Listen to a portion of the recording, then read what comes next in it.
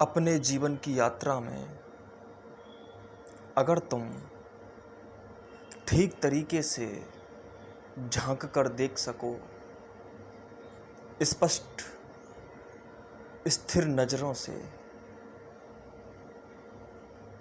बिना किसी मान्यता के, निष्पक्षता के साथ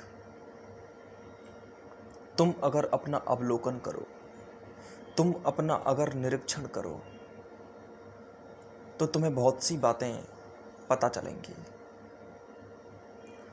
तुम अगर अपने को देखने की कला जान जाओगे और अपने को देखना शुरू कर दोगे तो स्वाध्याय में प्रवेश करने लग जाओगे। आदमी अध्ययन तो बहुत कुछ कर सकता है।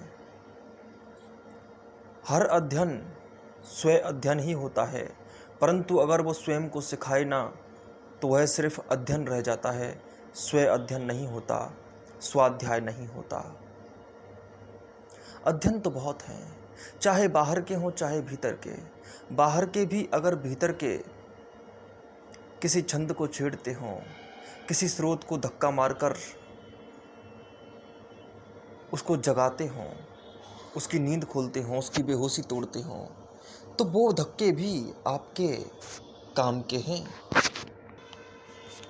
और बाहर से आपने जो भी धक्का खाया है, यानी कि किसी दृश्य को देखकर, किसी आवाज़ को सुनकर, किसी व्यक्ति को देखकर, किसी स्पर्श से, किसी अनुभव से, किसी याद से जो सीखा वो तुम्हारे अंदर चला गया। जो तुम्हें बनाता है, जो तुम्हारा निर्माण करता है, उसे स्वाध्याय कहते हैं। स्वयं निर्मिति स्वाध्याय से होती है। स्वयं का निर्माण स्वयं की कमजोरियों और मजबूतियों को जानकर होता है। स्वयं की कमजोरियों को जानकर आदमी कमजोरियों से अलग हट सकता है या कमजोरियों को दिशा दे सकता है और अपनी मजबूतियों को साध कर अपनी शक्ति का विस्तार कर सकता है और अपना निर्माण शुरू कर देता है। आदमी का निर्माण अपने आप से ही होता है, अपने बारे में ही सोचने से होता है। किसी अन्य के बारे में सोचने से आपका निर्माण नहीं होता और किसी अन्य का अध्ययन करने से भी आपका निर्माण नहीं होता। अगर आप बाहर का भी अध्ययन कर रहे हैं तो कर तो आप अपना ही अध्ययन रहे हैं, लेकिन इस बात को जानकर करें बाहर का भी अध्ययन कि ये भी मैं हूँ, मुझसे कुछ अलग नहीं। वैसे भी पूरा अस्तित्व आपसे रंच मात्र भी अलग नहीं होता, क्योंकि आप उससे भी हैं और वो आपसे भी है। आप जिसका अध्ययन कर रहे हैं वो आपसे अलग कैसे हो सकता है, परंतु आप उसको अलग करके देखते हैं और जैसे ही आप उसको अलग करके देखते हैं वैसे ही सिर्फ अध्ययन रह जाता है और स्वयं अध्ययन समाप्त हो जाता है। अपने अध्याय में कुछ नहीं जोड़ पाते तुम। जब तुम अपने अध्याय में भी कुछ जोड़ना सीख जाओ, उसी को स्वाध्याय कहते हैं। स्वाध्याय अपने जीवन के एक एक कदम को तुमने किस विचार से, किस इरादे से निर्णित किया था और क्या सोचकर आगे बढ़े थे, और वह सोच कितनी सही थी और कितनी गलत, वह निर्णय कितना सही था और कितना गलत, और किन इशारों से चले थे और क्यों चले थे और क्या पाने चले थे। जीवन में किसी ने एक निर्णय तो लिया होगा और एक मंजिल भी पाई होगी, चाहे अनजाने में ही सही। अगर आदमी एक निर्णय से चलकर उसके पथ को भी देख सके, उसके प्रथम बिंदु को भी देख सके और उसी प्रथम बिंदु से जहाँ से वो चला था उसको चलते चलते उस मंजिल तक भी देख सके, छोटा सा पथ, छोटी सी मंजिल। जीवन में छोटी सी मंजिल भी तो सही, भले ही इतनी ही सही कि मुझे एक बार क्रोध आया, और जब मुझे एक बार क्रोध आया तो इतना ही पता लगा लो कि इस क्रोध का स्रोत क्या था, वो प्रथम बिंदु होगा।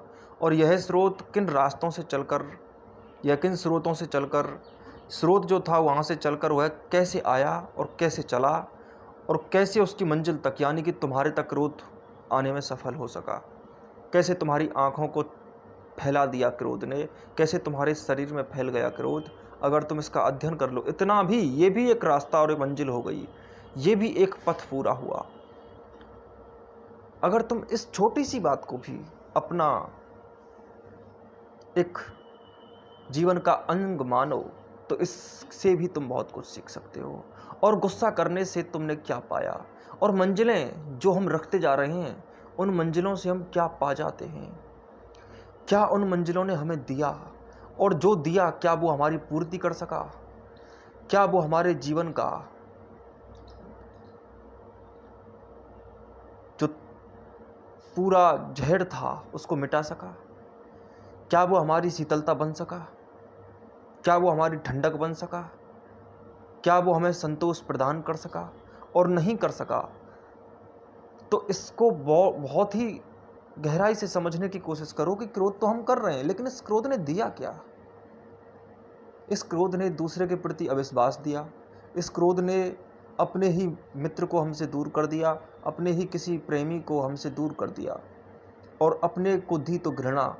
और अगर ये मंजिल तुम्हें कुछ ना दे सकी, तो अन्य मंजिलें जो दे रही हैं, क्या वो तुम्हारा फुलफिलमेंट कर पा रही हैं, क्या वो तुम्हारी पूर्ति कर पा रही हैं, और क्या तुम्हें वो ही चाहिए था। कई बार आदमी को भ्रम हो जाता है कि उसको जो चाहिए वो उसी की तरफ जा रहा है, लेकिन सच बात यह है कि जो तुम्हें चाहिए उसको अगर तुम समझे ना, अगर तुमने उसको जाना ना हो, तो फिर तुम किसी भी बात को तय करके कह देते हो कि चलो चलना ही सही।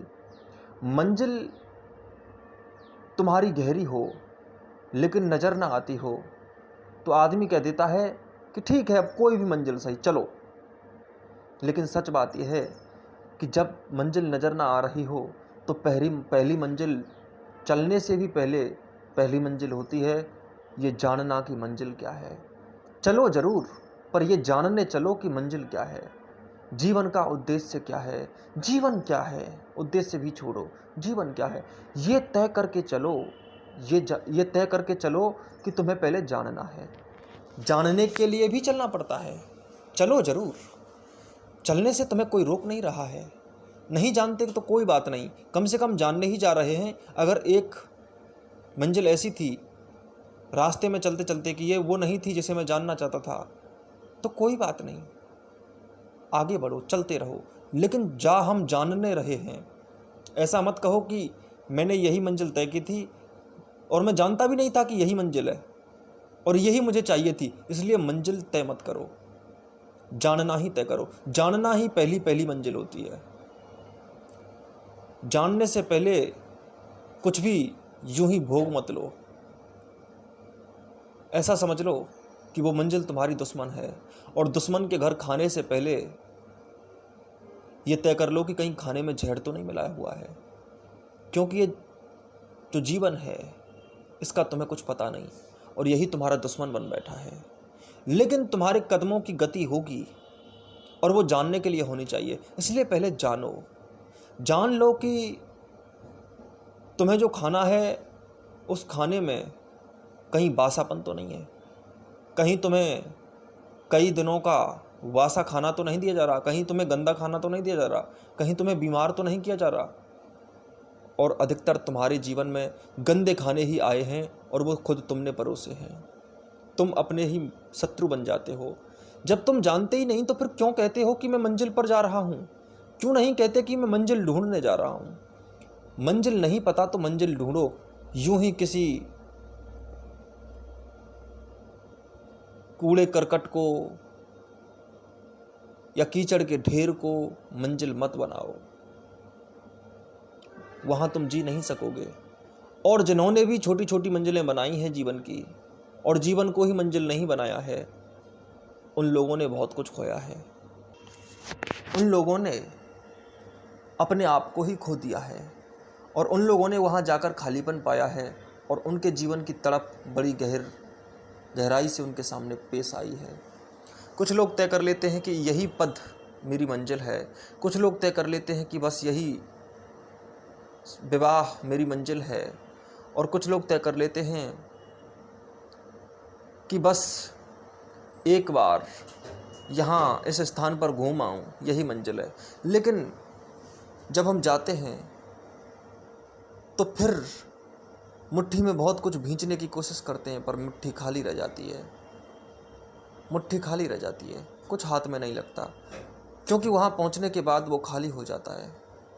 क्योंकि हमने ये तय नहीं किया था कि मंजिल आपकी भरपाई करेगी कि नहीं करेगी। आपने तो यूं ही तय कर लिया था, वैसे ही कह दिया था कि बस करेगी पूर्ति, बस करेगी पूर्ति। तुम्हारे अंदर जानने की गहरी प्यास है। जब जानने की ही प्यास है तो जानने के पानी से ही बुझेगी। तुम्हारे अंदर कोई गहरा प्रश्न है, बहुत गहरा प्रश्न तुम्हारे अंदर छिपा हुआ है, और उस प्रश्न के उत्तर जब तुम ठीक ठीक नहीं दे पाते और खोजने से डरते हो तो तुम कहते हो यही उत्तर है, ये पद ही उत्तर है, ये शादी ही उत्तर है।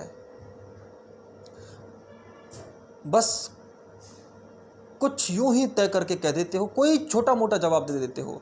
जब तुम्हें ठीक ठीक जवाब नहीं मिलता तो किसी ना किसी जवाब से खुद को संतुष्ट कर लेते हो, झूठे जवाब से ही सही। जैसे छोटे बच्चे को खिलौने थमा दिए गए हों और उसमें है कुछ भी नहीं, है वहाँ खालीपन, कुछ खास ताकत नहीं है उसके अंदर, लेकिन फिर भी हम समझते हैं कि बस हमें तो यही तय करना था और हमने तय कर लिया। सच्ची बात यह है तुमने तय नहीं किया, तुम्हारे लिए कोई नकली चीज़ पकड़ा दी गई है और अब तुम हाथ मलोगे, और हाथ मलते हो, हर बार तुमने हाथ मले हैं। इसलिए मैं तुमसे कह रहा हूँ।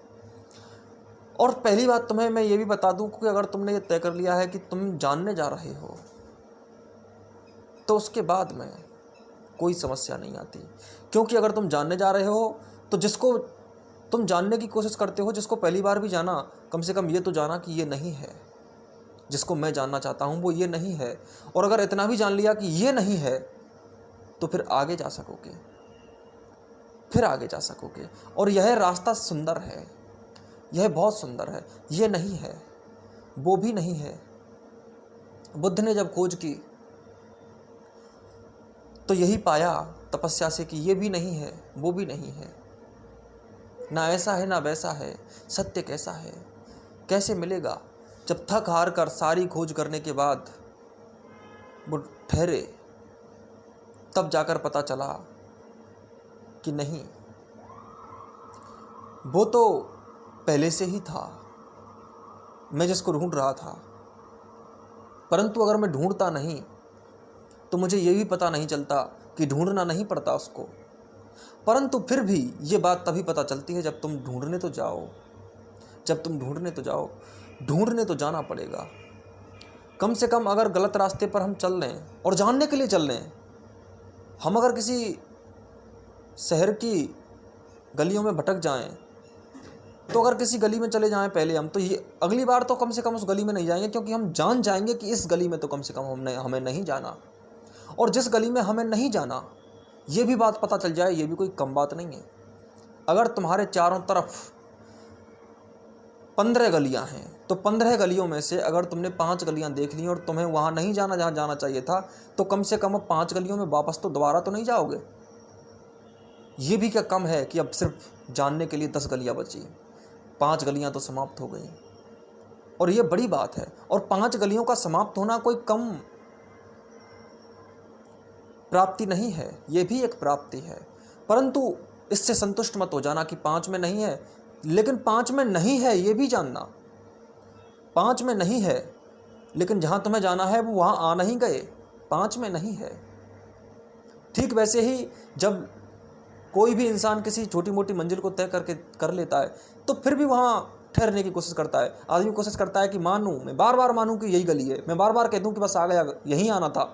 और आदमी फिर भी जानता है कि मैं यहाँ नहीं आना चाहता था, जाना तो मुझे कहीं और ही था, लेकिन फिर भी कहता है कि नहीं यहीं आने वाला था, यहीं आने वाला था। आदमी बहलाता है, क्योंकि वह आदमी जो प्रमादी है वो खोज नहीं करना चाहता, वो और 10 गलियों में नहीं जाना चाहता। 10 गलियों में और भी जाओ। सच्ची बात तो यह है कि जितनी गलियों में जाओगे उतना ही आनंद बढ़ेगा, उतना ही आनंद बढ़ेगा। लेकिन हमारे चलने के ढंग बड़े खराब हैं। हमारे कदमों में कोई लचीलापन नहीं, कोई त्वरण नहीं, कोई त्वरा नहीं। हमारे अंदर एक्सीलेशन खत्म होता जा रहा है। हमारी गति बड़ी रूखी रूखी है। हम लाश की तरह घसीटे जा रहे हैं। कोई ले जाए तो ठीक, नहीं तो हमें तो कहीं जाना नहीं, हमें तो कुछ जानना नहीं, हमें तो कुछ समझना नहीं। लेकिन हम अगर समझने जाएं और अपने को ही समझने जाएं, स्वाध्याय में तो ऐसा होता है कि आदमी अपने ऊपर जो कांटे चुभे हैं उसको उन उन कांटों को देखता है कि ये कैसे चुभे, और अगर ऐसे नहीं चुभेंगे, ऐसे ही चुभते रहे तो ठीक नहीं है, और अगर मैं इस ढंग से जाऊं तो नहीं चुभेंगे, ऐसा भी सोचता है। स्वाध्याय तुम्हें सही मार्गदर्शन देता है और सिर्फ तुम्हारा मार्गदर्शन देता है, सिर्फ तुम्हारा। तुमको ही जानने की कोशिश करते हो। स्वाध्याय इसलिए बहुत ऊंची बात है क्योंकि वह तुम्हारे जीवन को पोषण देता है। तुम्हारे जीवन को बाहर का कोई भी अध्ययन पोषण इतना नहीं देता जितना तुम्हारा स्वयं का जीवन और स्वयं का अध्ययन पोषण देता है।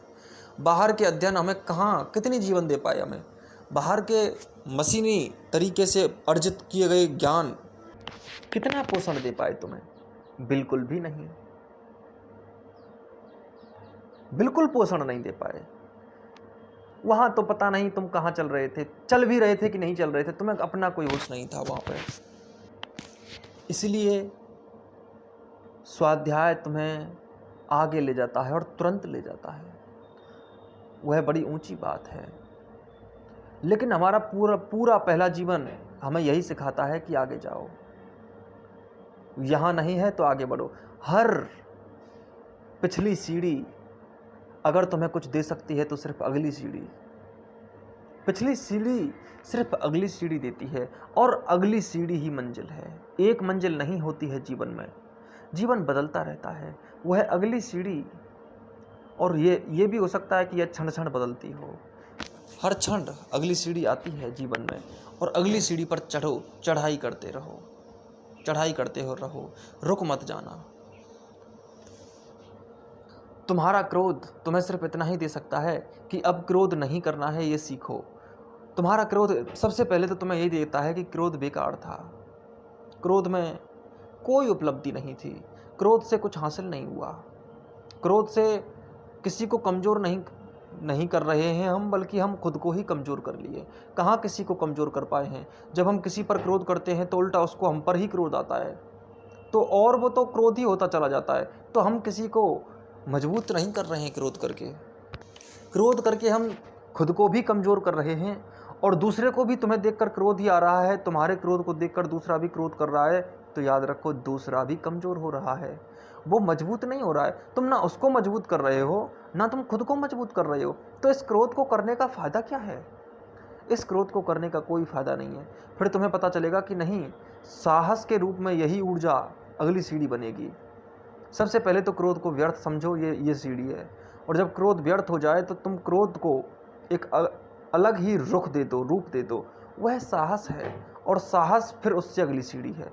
हमें एक सीढ़ी दूसरी ही सीढ़ी देती है, पांचवीं सीढ़ी छठवीं सीढ़ी देती है, और पांचवीं सीढ़ी से छठवीं ही सीढ़ी पर जाएं, पांचवीं सीढ़ी से 15वीं सीढ़ी पर ना जाएं। जाओगे तो भी समस्या होगी, और पांचवीं सीढ़ी से नीचे जाओगे तो गर्त में जाओगे, और तो भी समस्या होगी। इसलिए पांचवीं सीढ़ी से छठवीं ही सीढ़ी पर जाएं। पहले भी जो सीढ़ियां चढ़ चुके हैं उनको भूल जाएं, क्योंकि पहली ने दूसरी, दूसरी ने तीसरी, और चौथी ने पांचवी सीढ़ी दे दी।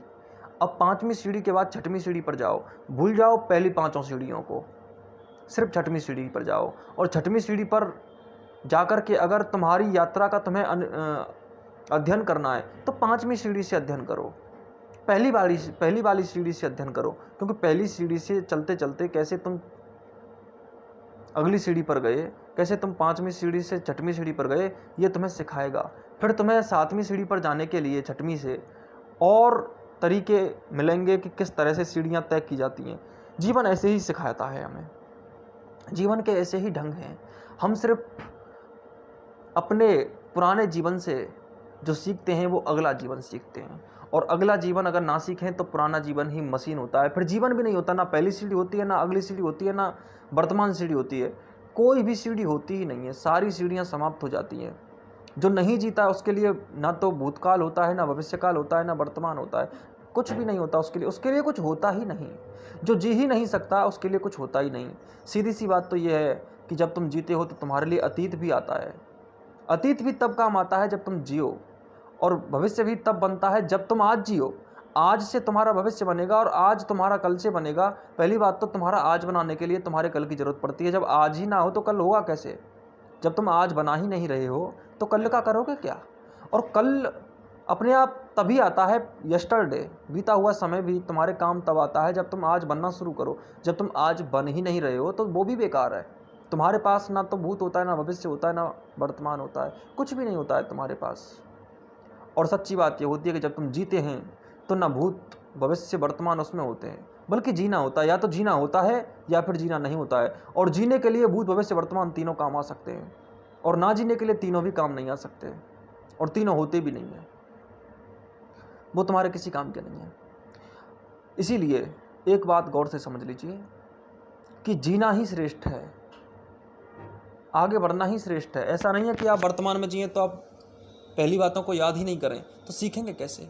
सीखने के लिए ही याद की जाती हैं पहली बात, जानने के लिए याद की जाती हैं, और जीने के लिए तो वर्तमान क्षण में ही उतरना पड़ता है। परंतु जानने से पहले जीना मुश्किल है। जीना तो शुरू ही होता है जानने के बाद। जानोगे नहीं तो जियोगे कैसे?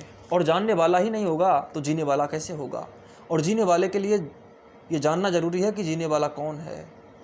इसलिए इस बात को गौर से समझ लीजिए कि आपको अगली सीढ़ी को तय करना है।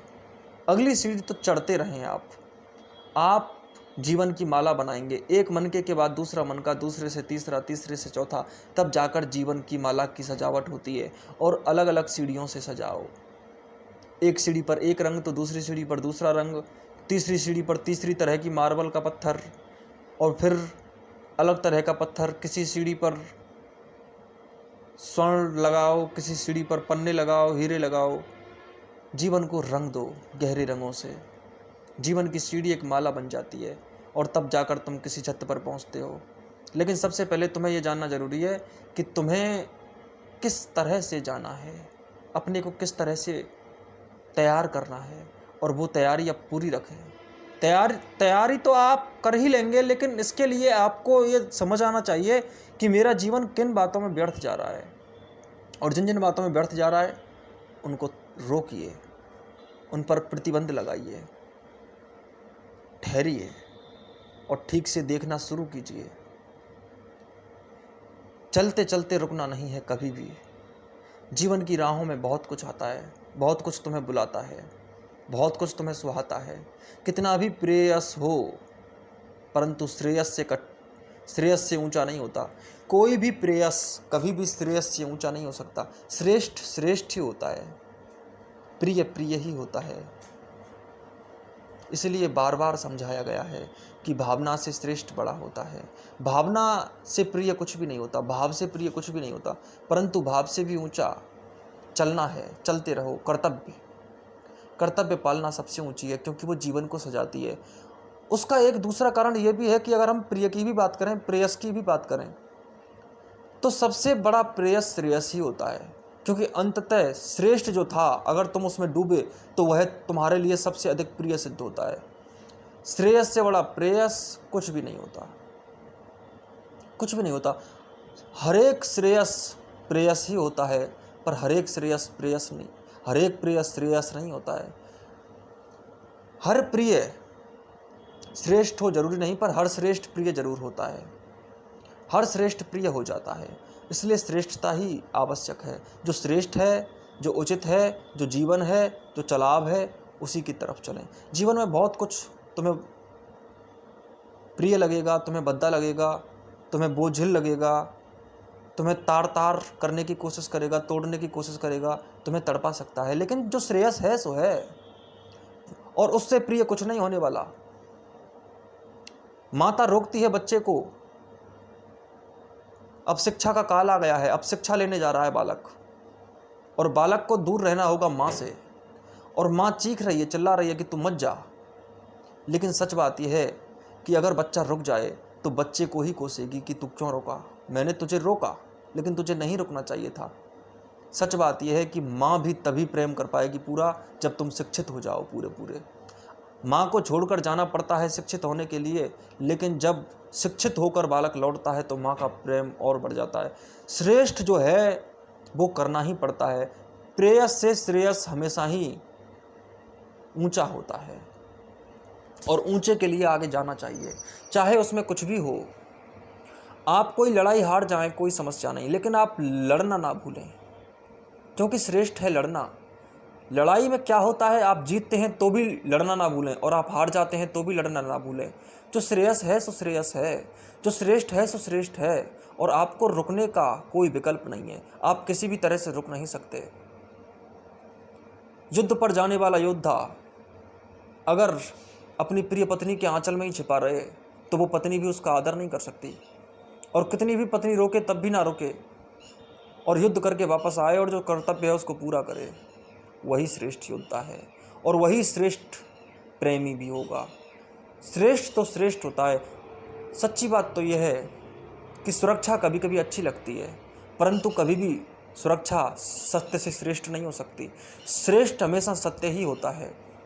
सत्य के लिए सारी सुरक्षाएं वार दो, सत्य के लिए सारी सुरक्षाओं की बलि चढ़ा दो। हर सुरक्षा सत्य नहीं देती,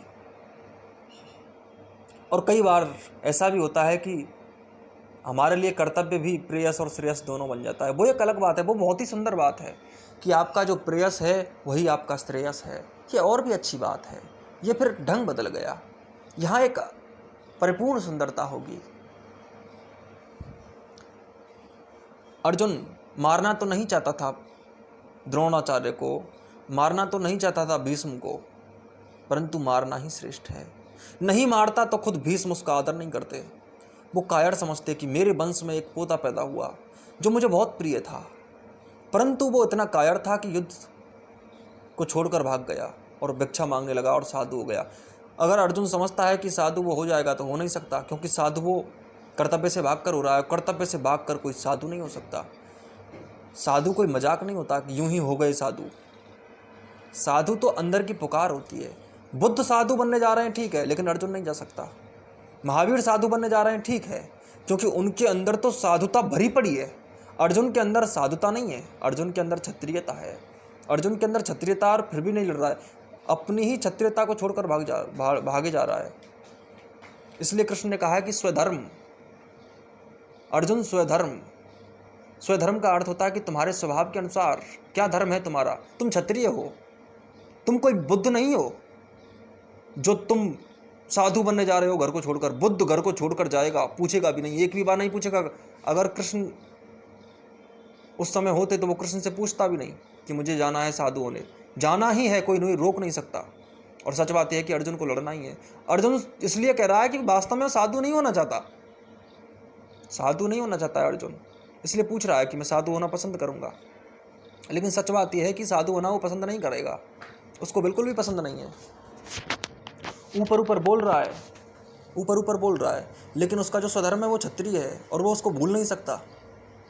वो अगर चला भी जाए तो उसको तीर तलवार याद आएंगी, उसको याद आएगा वो युद्ध स्थल, वो ध्यान नहीं लगा सकता। साधु नहीं है वो, उसको बड़ा मजा आता है युद्ध करने में, लेकिन वो तो अपने हैं इसलिए युद्ध नहीं कर रहा है। वरना कोई और होता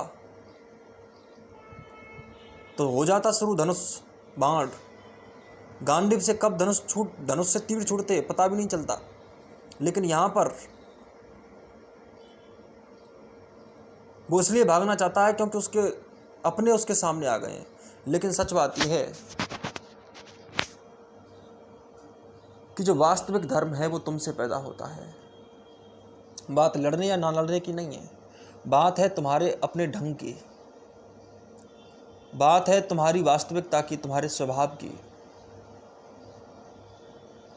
इसीलिए अर्जुन के लिए श्रेष्ठ यही है कि वो युद्ध करे और अपने भाइयों को बचाए।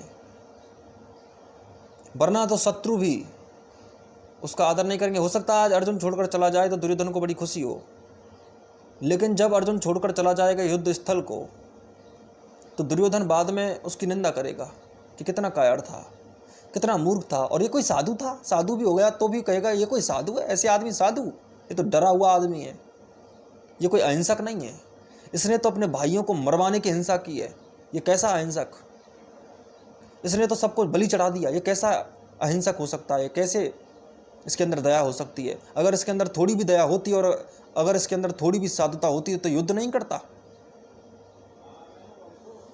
युद्ध करता। अल्टीमेटम में युद्ध करना ही श्रेष्ठ है, इसलिए अर्जुन को युद्ध करने के लिए कहते हैं कृष्ण। लेकिन प्रिय तो यही लग रहा है कि ना युद्ध करें ना कुछ करें, बस मैं साधु हो जाऊं। ये प्रिय लग रहा है, अच्छा लग रहा है कि ना मारूं पितामह को, कि ना मारूं द्रोण को, कि ना मारूं कृपाचार्य को, कि ना मारूं अपने रिश्तेदारों को, बंधु बांधवों को, ना बनाऊं अपने कुल को ही विधवाओं का अड्डा। लेकिन फिर भी आदमी फंसता है प्रेयस और श्रेयस के चक्कर में। प्रिय लग रहा है उसको, अच्छा लग रहा है, लेकिन हर अच्छा लगना धर्म नहीं होता, हर अच्छा लगना श्रेष्ठ नहीं होता, और हर अच्छा लगना हर बार उचित नहीं होता। चित्रकूट में राम को वापस लेने के लिए भरत सभी बंधु बांधवों को लेकर, गुरुओं को, माताओं को लेकर पहुंचे थे राम को वापस लेने के लिए। प्रजा के कुछ लोग भी थे। तो चित्रकूट पहुंचे तो कौशल्या से कहता है कि भरत कहता है कि एक बार आप आज्ञा दे दें राम को कि वो वापस लौट चले, और जोर डालकर आज्ञा दें। आप कैसे वापस नहीं जाएंगे, आप उनकी माँ हैं, और आप जो कहेंगी वो जरूर करेंगे। कौशल्या कहती है कि मैं भी चाहती हूँ कि वो वापस लौट चले, मेरा बेटा है, लेकिन वो अपने पिता के वचन का पालन कर रहा है, वो अपने धर्म पर है, और वो जो कर रहा है वो उचित है और धर्म के अनुसार बिल्कुल उचित है। मैं खूब चाहती हूँ कि वो वापस चले, लेकिन मैं ये आज्ञा नहीं दे सकती, क्योंकि हर अच्छा लगना, क्योंकि हर बार वापस आना श्रेष्ठ नहीं होता, और इसलिए मैं आज्ञा नहीं दे सकती। इसलिए राम को वापस लाने के लिए मैं आज्ञा नहीं दे सकती। क्या चक्कर है कि राम को वापस नहीं ला सके? ना वशिष्ठ ला सके, ना केकई ला सकी, और केकई ने आज्ञा भी दी थी, लेकिन फिर अपनी आज्ञा वापस ले ली। केकई ने कहा था कि मैं तुम्हें आज्ञा देती हूं राम कि तुम वापस लौट चलो। तो राम कहते हैं कि आपने कह दिया और मैं ना मानूं, ऐसा नहीं हो सकता। चित्रकूट की ही बात है। आप अगर कह दें तो मैं ज़रूर चलूँगा, लेकिन आप एक बात याद रखिएगा माता, आपने आज्ञा दी है, ये मैं आपकी आज्ञा के अनुसार वापस चल सकता हूँ, लेकिन फिर मैं अपनी ही नज़रों में गिर जाऊँगा, क्योंकि मैं अपने धर्म का पालन नहीं कर सका। मैं इतना कायर रहा कि अपने पिता के वचन का पालन नहीं कर सका। मैं इतना कायर रहा कि जब समय आया श्रेष्ठ दिखाने का तो मैं श्रेष्ठ नहीं दिखा सका। फिर पूरा समाज और पूरा संसार और पूरा अस्तित्व मुझे कायर कहेगा, और अगर मुझे कायर कहेगा तो मेरा जीवन सांसों के साथ भी मरा हुआ होगा। और अगर आप ऐसा ही चाहती हैं तो मैं वापस चलता हूँ आपके साथ। लेकिन केकई अच्छा जो लग रहा था उसको तो बोल गई, लेकिन जो श्रेष्ठ है सो है। और ये बात फिर केकई को भी स्वीकार करनी पड़ी कि मैं राम का ऐसा जीवन तो नहीं देख सकती जहाँ वो जी भी नहीं सकता। इसलिए केकई भी वापस चली गई। केकई ने भी आज्ञा नहीं दी वापस आने की। और खुद राम को सोचो, क्या राम को अच्छा लग रहा है कि उसका भाई अपनी पत्नी को छोड़कर, उर्मिला को छोड़कर लक्ष्मण मेरे साथ घूमता फिर रहा है? प्रिय तो यही है कि हम वापस चलें, अयोध्या में रहें, यही प्रिय है। और क्यों अपनी पत्नी सीता को बार बार कांटों के रास्ते पर चलाएं? क्यों उसको कष्ट दें? क्यों उसको थकाएं? अच्छा तो यही है कि हम वापस चलें और रहें, लेकिन श्रेष्ठ नहीं है। जीवन जीवन है, जीवन के अपने ढंग हैं, और जीवन जैसा मांगता है वैसा करना पड़ता है, और जीवन जैसा आकर खड़ा हो जाता है वैसे हमें निर्णय लेने पड़ते हैं। तो जीवन जैसा है वैसा है।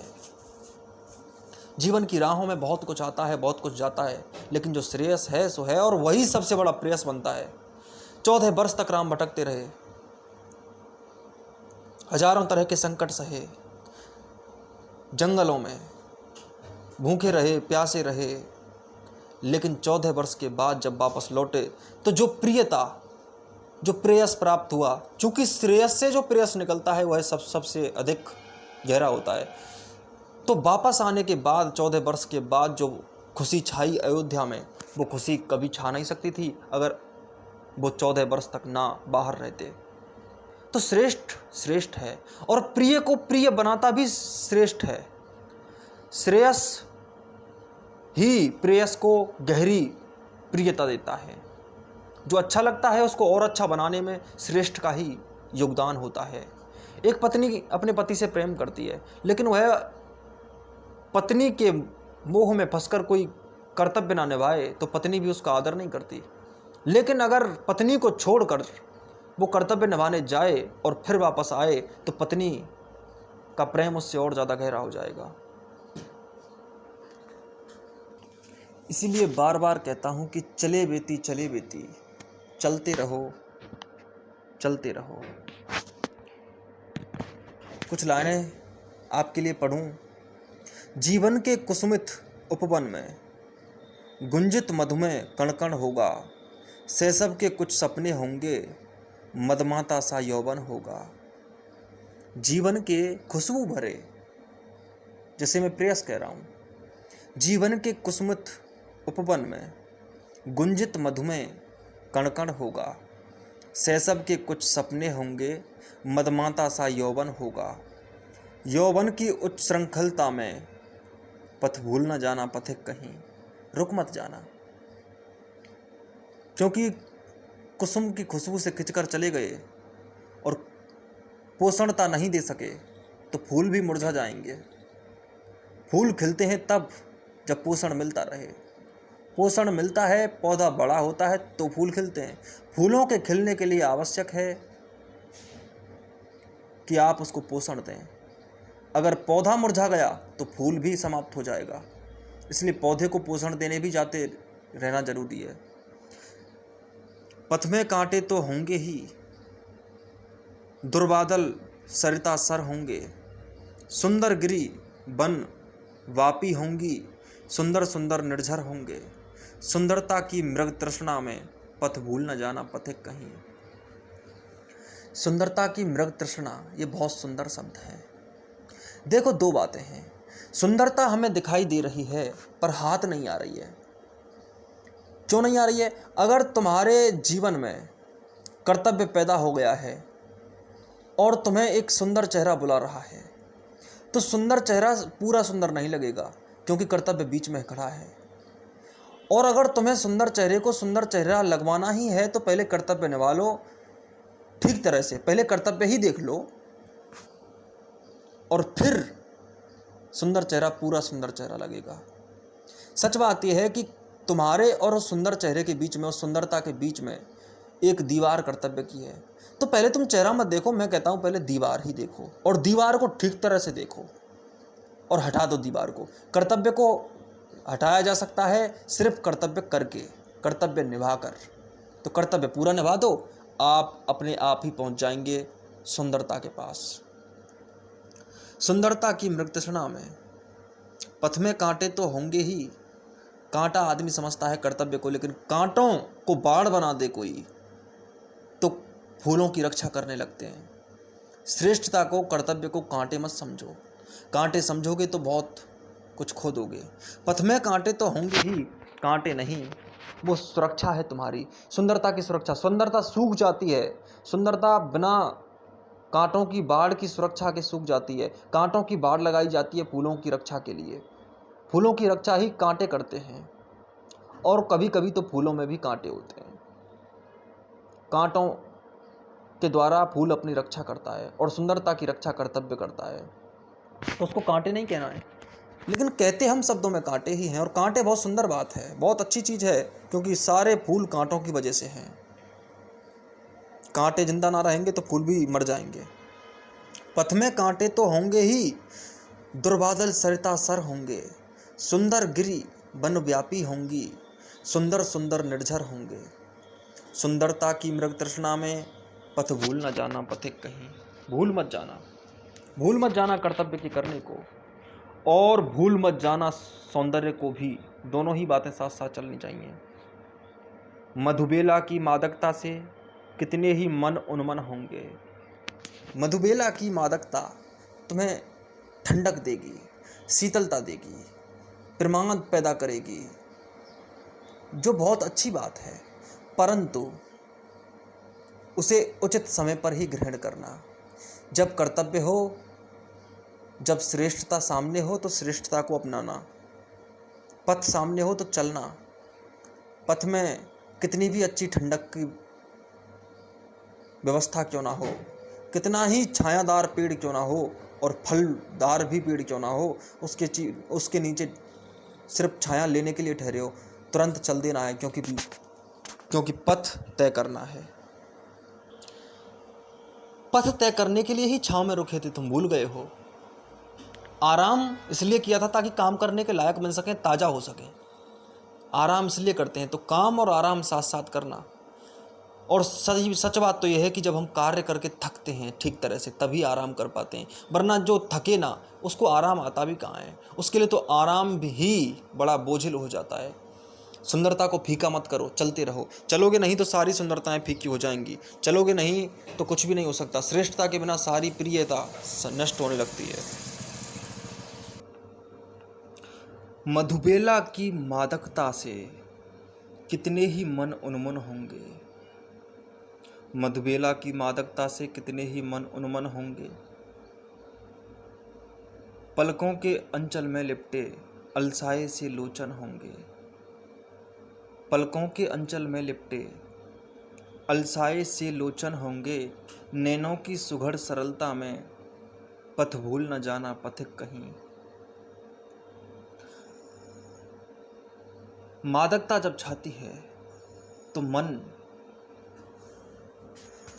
कंपित होता है, कपकपाता है,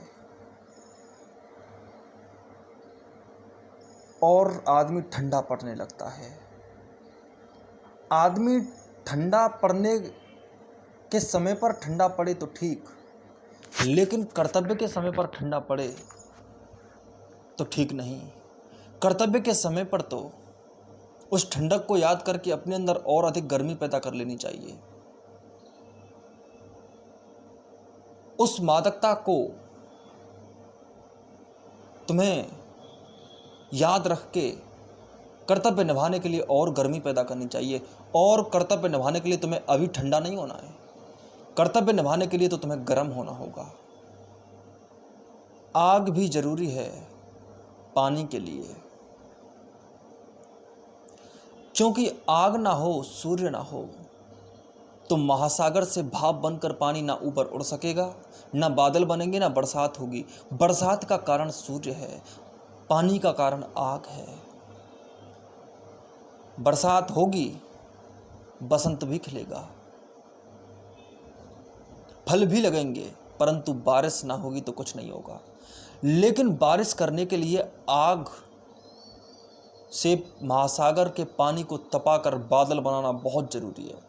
इसलिए पहले कर्तव्य का पालन करो। कर्तव्य है भाप की तरह जो पानी बनकर ऊपर उड़ेगा। कर्तव्य ही उड़ेगा और कर्तव्य बारिश का कारण बनेगा। इसीलिए मादकता जब छाए तो याद रखो कि वर्षा करवानी है तो गर्म हो जाओ। भाप बनना है तुम्हें इस समय, आग बनना है तुम्हें इस समय, पानी नहीं। मुझे बहुत अच्छा पानी बनना है इसलिए आग बन रहा हूं आज। पानी बनने के लिए ही आग बन रहा हूं, पानी बनने के लिए ही। शांति को फैलाने के लिए ही कृष्ण महाभारत के युद्ध में अशांत दिखाई देते हैं। हालांकि वो अशांत नहीं है, लेकिन तुम्हें ऐसा दिखाई देगा कि युद्ध तो अशांत होकर ही मैदान में होता है। उस ढंग से ही कृष्ण अशांत हैं, परंतु शांति भी है। और अशांति से बड़ी शांति कहीं नहीं होती, क्योंकि तूफान के बाद ही गहरी शांति देखने को मिलती है।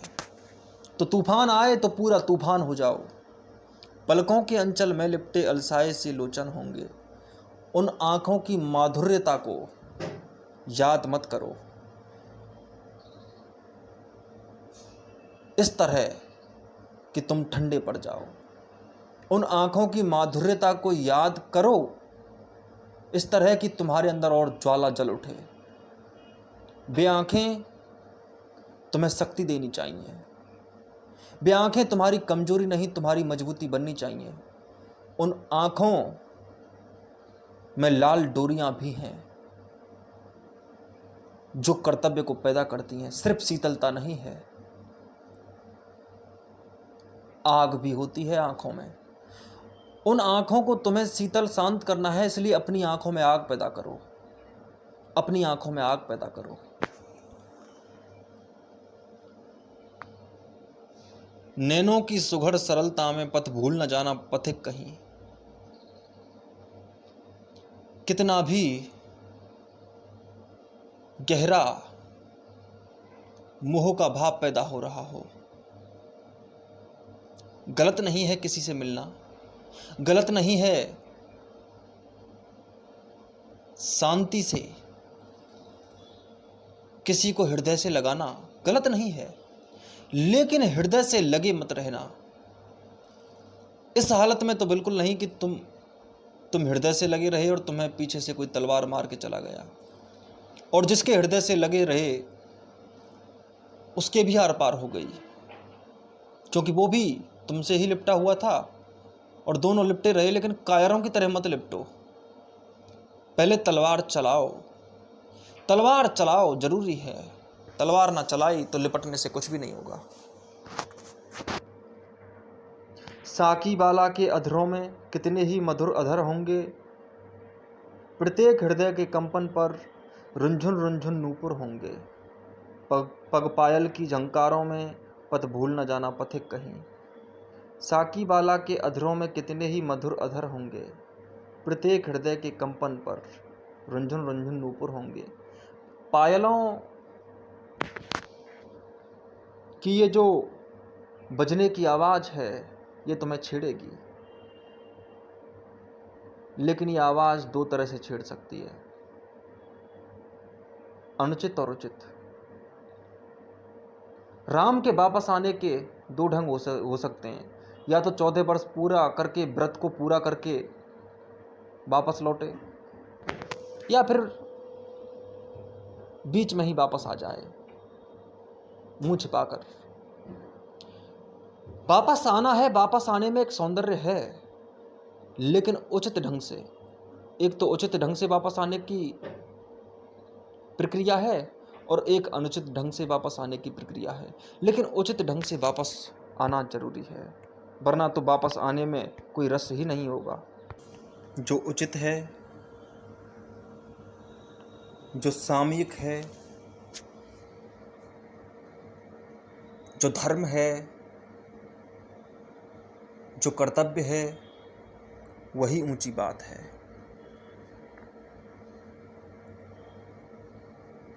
नूपुरों का नाच जरूर देखना, लेकिन जब उनमें भी कोई सौंदर्य हो तब देखना, उससे पहले नहीं। अगर उससे पहले भी तुमने देखा तो समस्या होगी। अभी तो यही है कि तुमने जिन नूपुरों की आवाज़ सुनी है, उन नूपुरों की आवाज़ को एक दिशा दो, उन नूपुरों की आवाज़ को कर्तव्य की शक्ति बना दो। बहुत शक्ति होती है, बस दिशा नहीं देना आता हमें।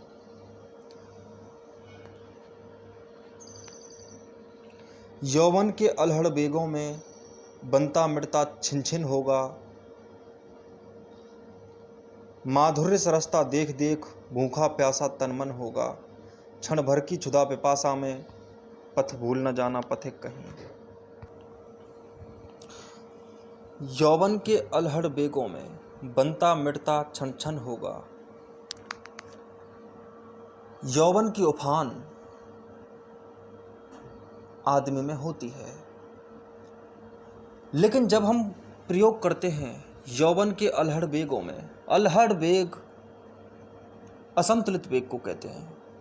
अलहड़ का मतलब मस्त वेग, लेकिन सच्ची बात यह होती है कि मस्ती वाकई होती है यौवन में, मस्ती वाकई होती है यौवन में, परंतु हम यौवन की मस्ती को दिशा भी दे सकते हैं। लेकिन हम दिशा ही तो नहीं देते, हम उसे शक्ति ही तो नहीं बनाते, हम उसको कमजोरी बनाकर आग लगा देते हैं। हम कहते हैं कि अभी तो जवान है, अभी इसमें समझ कहाँ होगी, अभी तो इसकी शक्ति, इसकी ऊर्जा इतनी तेजी से बह रही है कि अभी तो यह सिर्फ कुछ ऐसे ही कृत्य करेगा जहां बेहोशी होगी। अभी जवान है ना, बह जाता है, लेकिन कोई ये नहीं कहता कि जवान है ना, यौवन है ना, तो यही यौवन गलत दिशा में नहीं सही दिशा में भी बहता है यौवन। हम यौवन को दिशा ही देना नहीं जानते। ना यौवन हमारा भोग बन पाता है, ना यौवन हमारा योग बन पाता है। यौवन तेजस्विता है, यौवन उफान है, यौवन आग है। लेकिन आग घर जलाएगी जरूरी है क्या? आग रोटी भी तो सेक सकती है। शक्ति विनाश ही करेगी जरूरी है क्या? शक्ति विकास भी कर सकती है। शक्ति रावण का निर्माण करेगी जरूरी है क्या? शक्ति राम का भी निर्माण कर सकती है। यौवन है, और यौवन के ढंग बड़े गहरे हैं। यौवन में भोग होते हैं और होने चाहिए। यौवन में योग भी होता है और होना चाहिए। भोगने की क्षमता भी आदमी में पूरी नहीं है, अधूरे भोगता है। पूरा भोगने के लिए योग चाहिए, क्योंकि योग परम भोग है, और योग के बाद जो भोगा जाता है वही परम भोग है। तुम जिसको भोग कहते हो वो भोग नहीं, और तुम जिसको योग कहते हो वो योग भी नहीं। योग ही समझता है कि बस योग में रहो, भोग में तो जाओ ही नहीं। सच बात यह है कि वो योग ही क्या जो भोग में जाने से भी डरता हो। भोग परम योग बन जाता है, लेकिन योग भोग में समाहित होना चाहिए। यौगिक भोग और भौगिक योग, ये दोनों आदमी में होने चाहिए। अगर ये दोनों आदमी में नहीं होते तो वो दोनों तरह के भोगी या योगी, दोनों ही तरह के लोग अधूरे हैं। यौवन दोनों तरफ होना चाहिए। यौवन सभी वेगों के पीछे होना चाहिए। सांसारिक मस्तियां भी उसमें हों और संन्यास युक्त मस्तियां भी उसमें हों। दोनों ही होनी चाहिए। अगर दोनों में से एक भी नहीं है तो दोनों में से एक भी नहीं होगी, फिर दोनों में से कुछ भी नहीं होगा। फिर यौवन के अलहड़ बेगों में बनता मिटता छिन छिन होगा। माधुर्य सरलता देख देख भूखा प्यासा तन मन होगा। लेकिन हम असंतुलित हो जाते हैं। हमें यौवन या तो तोड़ता है, और जो तोड़ता है वो यौवन नहीं होता। यौवन तोड़ता नहीं, यौवन जोड़ता है। हम कहते हैं कि नहीं नहीं नहीं नहीं, लड़की के लिए लड़का, लड़के के लिए लड़की, फूल, रंगत, मस्तियाँ, प्याले, शराब, नशे, यही होता है यौवन। यौवन में तो नशा होता है। यौवन तो खुद एक नशा है, और नशे में कौन होश में आ सकता है? लेकिन तुम ये नहीं जानते कि होश भी एक नशा है। जो होश में आ जाए उसको भी नशा चढ़ता है। विवेकानंद को भी नशा चढ़ता है, उससे बड़ा कौन नशेड़ी होगा? शंकराचार्य को भी नशा चढ़ता है, बुद्ध को भी नशा चढ़ता है, इनको भी नशा चढ़ता है। और ये हर ढंग के हैं,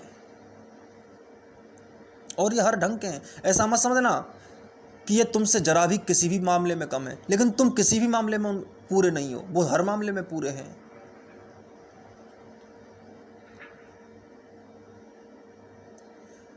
हम तो सब सिर्फ भागना जानते हैं, हर बात से भागना। यही हमने यौवन का पारिभाष्य स्पष्ट करने की कोशिश की है। लोगों के अधूरे ढंग। यौवन की कोई चीज अधूरी नहीं रहनी चाहिए, यौवन पूरा होना चाहिए। यौवन की चोटें हमें तोड़े ना।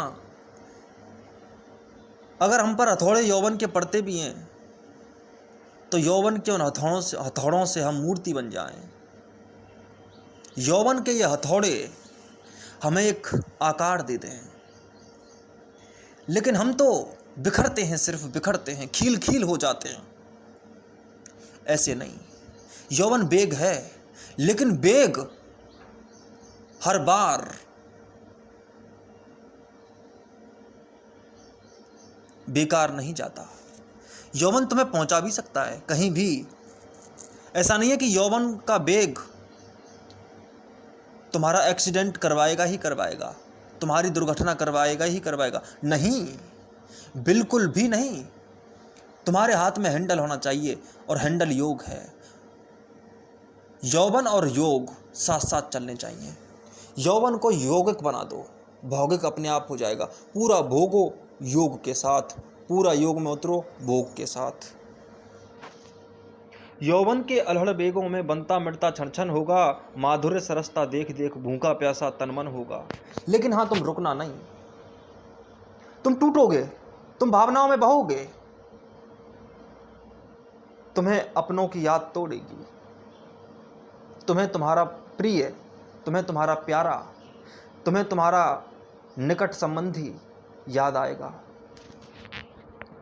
तुम भावुक हो जाओगे, तुम पुरानी यादों को ताज़ा करना चाहोगे, तुम किसी क्षण उससे चिपकना चाहोगे और किसी क्षण को स्थिर बनाना चाहोगे। तुम चाहोगे कि वो हमेशा मेरे पास रहे, तुम चाहोगे कि मैं इसको कभी छोड़ के ना जाऊं। ये बातें बड़ी होती हैं फिल्मों में, लेकिन सच बात ये होता है कि छोड़ के ना जाना भी छोड़ के जाना है, क्योंकि तब भी छूट जाते हैं, पास रहकर भी छूट जाते हैं और कई बार दूर रहकर भी नहीं छूटते। सच्ची बात यह है कि तुम्हें ना जुड़ना आता है ना टूटना आता है, और जो टूटना जानता है वो जुड़ना भी जानता है, और जो जुड़ना जानता है सच पूछो वही टूटना जानता है। जो दूर जाना जानता है वही मिलना जानता है, और जो मिलना जानता है वही दूर जाना जानता है, क्योंकि वो जानता है कि मिलने के लिए मुझे दूर जाना चाहिए, वरना मिलूंगा नहीं, क्योंकि मैं इसके पास रोज रोज रहूंगा तो मैं इससे दूर होता चला जाऊंगा। तो दूरी और निकटता समानांतर रखनी चाहिए, दूर भी होना चाहिए और पास भी जाना चाहिए, और ना दूर जाना चाहिए और ना पास जाना चाहिए। ये दोनों बड़ी अजीब बातें हैं, ना दूर जाना चाहिए ना पास जाना चाहिए। उचित तरीके से दूर भी जाना चाहिए और पास भी जाना चाहिए, ये इसका उत्तर है। और उचित तरीके से पास भी ठीक, और अनुचित तरीके से पास भी जाना गलत, और उचित तरीके से दूर भी जाना ठीक, और उचित तरीके से पास भी जाना ठीक। अनुचित तरीके से कुछ भी ठीक नहीं, और उचित तरीके से तो सब उचित ही होता है। उचित तो उचित ही होता है, उसमें अनुचित क्या, और क्या मिलना बिछुड़ना, क्या दूरियां, क्या यादें। भाव कितना भी गहरा हो जाए, परंतु याद रखना जो है सो है, जो कर्म है सो कर्म है। जब बार बार कहा जाता है कि भावना से कर्म श्रेष्ठ है, तो इसलिए कहा जाता है क्योंकि तुम भावों में बहुत जल्दी बहते हो। जो भावों में बिल्कुल नहीं बहता, जो सिर्फ कर्म में बहता है, उसके लिए कहेंगे कि तुम्हारे लिए भाव श्रेष्ठ है, तुम्हारे कर्म से भाव श्रेष्ठ है, तुम्हारे कृत्य से भाव श्रेष्ठ है। उसके लिए कहना ठीक है जो कर्तव्य में ही डूबा रहता है। बहुत लोग ऐसे भी होते हैं जिन्हें ना कोई अपनों की फिक्र ना किसी और चीज़ की फिक्र, बस काम में डूबे रहते हैं। ऐसे लोगों के लिए उल्टा कहना चाहिए, उनसे कहना चाहिए कि भावना से कर्तव्य बड़ा नहीं, कर्तव्य से भावना बड़ी। क्योंकि ये तो सापेक्षता में कही गई बात है। अधिकतर लोगों को भाव ज़्यादा सताते हैं, तो उनके लिए भाव वाकई छोटी बात होनी चाहिए, क्योंकि उन्हें सताते ज़्यादा हैं, वो तड़पते ज़्यादा हैं। तो वो ना तड़पें, इसका तरीका कर्म है, कर्तव्य है। जब बिरही के आंगन में घिर, जब बिरही के आंगन में घिर, सावन घन कड़क रहे होंगे, जब मिलन प्रतीक्षा में बैठे, दृढ़ युगभुज फड़क रहे होंगे, तब प्रथम मिलन उत्कंठा में, पथ भूल न जाना पथिक कहीं। कई बार ऐसा होता है कि जब आपकी भावना ज़्यादा गहरी हो जाती है, जब तुरंत मिलने का मन करे, जब प्रतीक्षा पीड़ा हो जाए और उस समय भी कर्तव्य आपके पास हो, तब कर्तव्य निभाना बड़ा कठिन पड़ता है। तब प्रथम मिलन उत्कंठा में, पथ भूल न जाना पथिक कहीं। जब राम और रावण का युद्ध हुआ, तो रावण की जब लंका पर विजय हो गई, रावण मारा गया, अब सीता आएगी, तो राम जानते हैं कि सीता आएगी। अगर राम व्याकुल हो जाएं, याद रखना कर्तव्य पूरा हो चुका है और सीता पहले भी याद आती थी, लेकिन अब सीता मिलने वाली है। जब सीता मिलने वाली हो तो ज़्यादा याद आएगी, और ज़्यादा मिलने का मन होगा, क्योंकि अब तुरंत अब प्रतीक्षा बड़ी कठिन हो जाएगी, क्योंकि मिलने की पूरी संभावना है। मिलने की संभावना जब नहीं थी तब कम याद आएगी, और जब मिलने की संभावना ज़्यादा हो जाती है तो ज़्यादा याद आती है, और तुरंत मिलने का मन होगा। लेकिन उस समय भी संतुलित रहना आवश्यक है। कर्तव्य पूरा निभाएं। जीवन बड़ा अजीब है, वो एक एक सीढ़ी चलता है, और एक एक सीढ़ी ही चलने दें उसको एक सीढ़ी से उछाल कर कहीं तुम 10वीं सीढ़ी पर ना रख दें। नहीं तो अंत में ऐसा भी होता है कि आदमी पगला जाए। जब सारे योद्धा मारे गए, जब रावण ही बचा था, तो मंत्रणा होती है रामदल में कि देखो, माना कि रावण के सारे योद्धा मारे जा चुके हैं, लेकिन विजय की हमें इतनी निश्चिंतता भी नहीं कर लेनी चाहिए। ऐसा भी नहीं कि हम बिल्कुल ही बेफिक्र हो जाएं, क्योंकि रावण अब भी सारी सेनाओं का विनाश कर सकता है, अब भी हमें हरा सकता है, इतनी शक्ति है उसमें। इसलिए ऐसा ना समझें, इसलिए सतर्क रहें और अपने कर्तव्य का अंत तक पालन करें। और सच्ची बात ये होती है कि हमें अपने कर्तव्य का अंत तक पालन करना चाहिए। हम कभी कभी बहुत जल्दी विचलित हो जाते हैं, सुख की वजह से भी विचलित हो जाते हैं बहुत जल्दी, और दुख की वजह से भी विचलित हो जाते हैं बहुत जल्दी, और कर्तव्य निभाते निभाते हम बड़ी जल्दी ऐसा करते हैं कि अब बस हो गया, भागो, भागने की बड़ी जल्दी रहती है हमें। क्योंकि जिसको कर्तव्य का सही बोध ना हो, जिसे कर्तव्य की मौज का पता ना हो, वो आदमी भागता है। जो कर्तव्य की मौज जानता है वो नहीं भागता। कर्तव्य में भी एक मौज छिपी है, और सच पूछो तो सबसे बड़ा रोमांस यहीं हो रहा है, सबसे बड़ा मिलन यहीं हो रहा है। दूरियों से अधिक कहीं मिलन नहीं होता। जहाँ दूरियां हैं वहीं गहरे मिलन होते हैं, और जहाँ नज़दीकियां हैं उनसे ज़्यादा कोई दूर नहीं होता। क्योंकि जो दूर होता है वो कम से कम याद तो आता है, लेकिन जो पास ही हो, जो दूर भी ना जाए और जो पास ही पड़ा रहे, उसको कौन याद करता है। इसलिए मैं तुमसे कह रहा हूं कि कर्तव्य निभाते निभाते पूरा कर्तव्य अंत तक निभाएं, और पूरा निभाएं। उसमें एक अलग ढंग का आनंद है, क्योंकि वही आनंद बनता है तुम्हारा गहरा गहरा आनंद वही बनता है। और अगर कोई आदमी असंतुलित हो जाए, अगर कोई आदमी विचलित हो जाए अपने मार्ग से, तो वो किसी भी क्षण मात खा सकता है।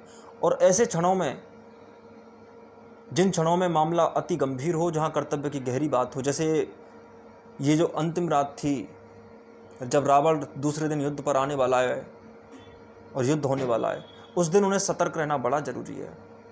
जिस दिन सीता आने वाली है, राम को अन्य दिनों की बजाय उस दिन अधिक धैर्य की आवश्यकता होगी।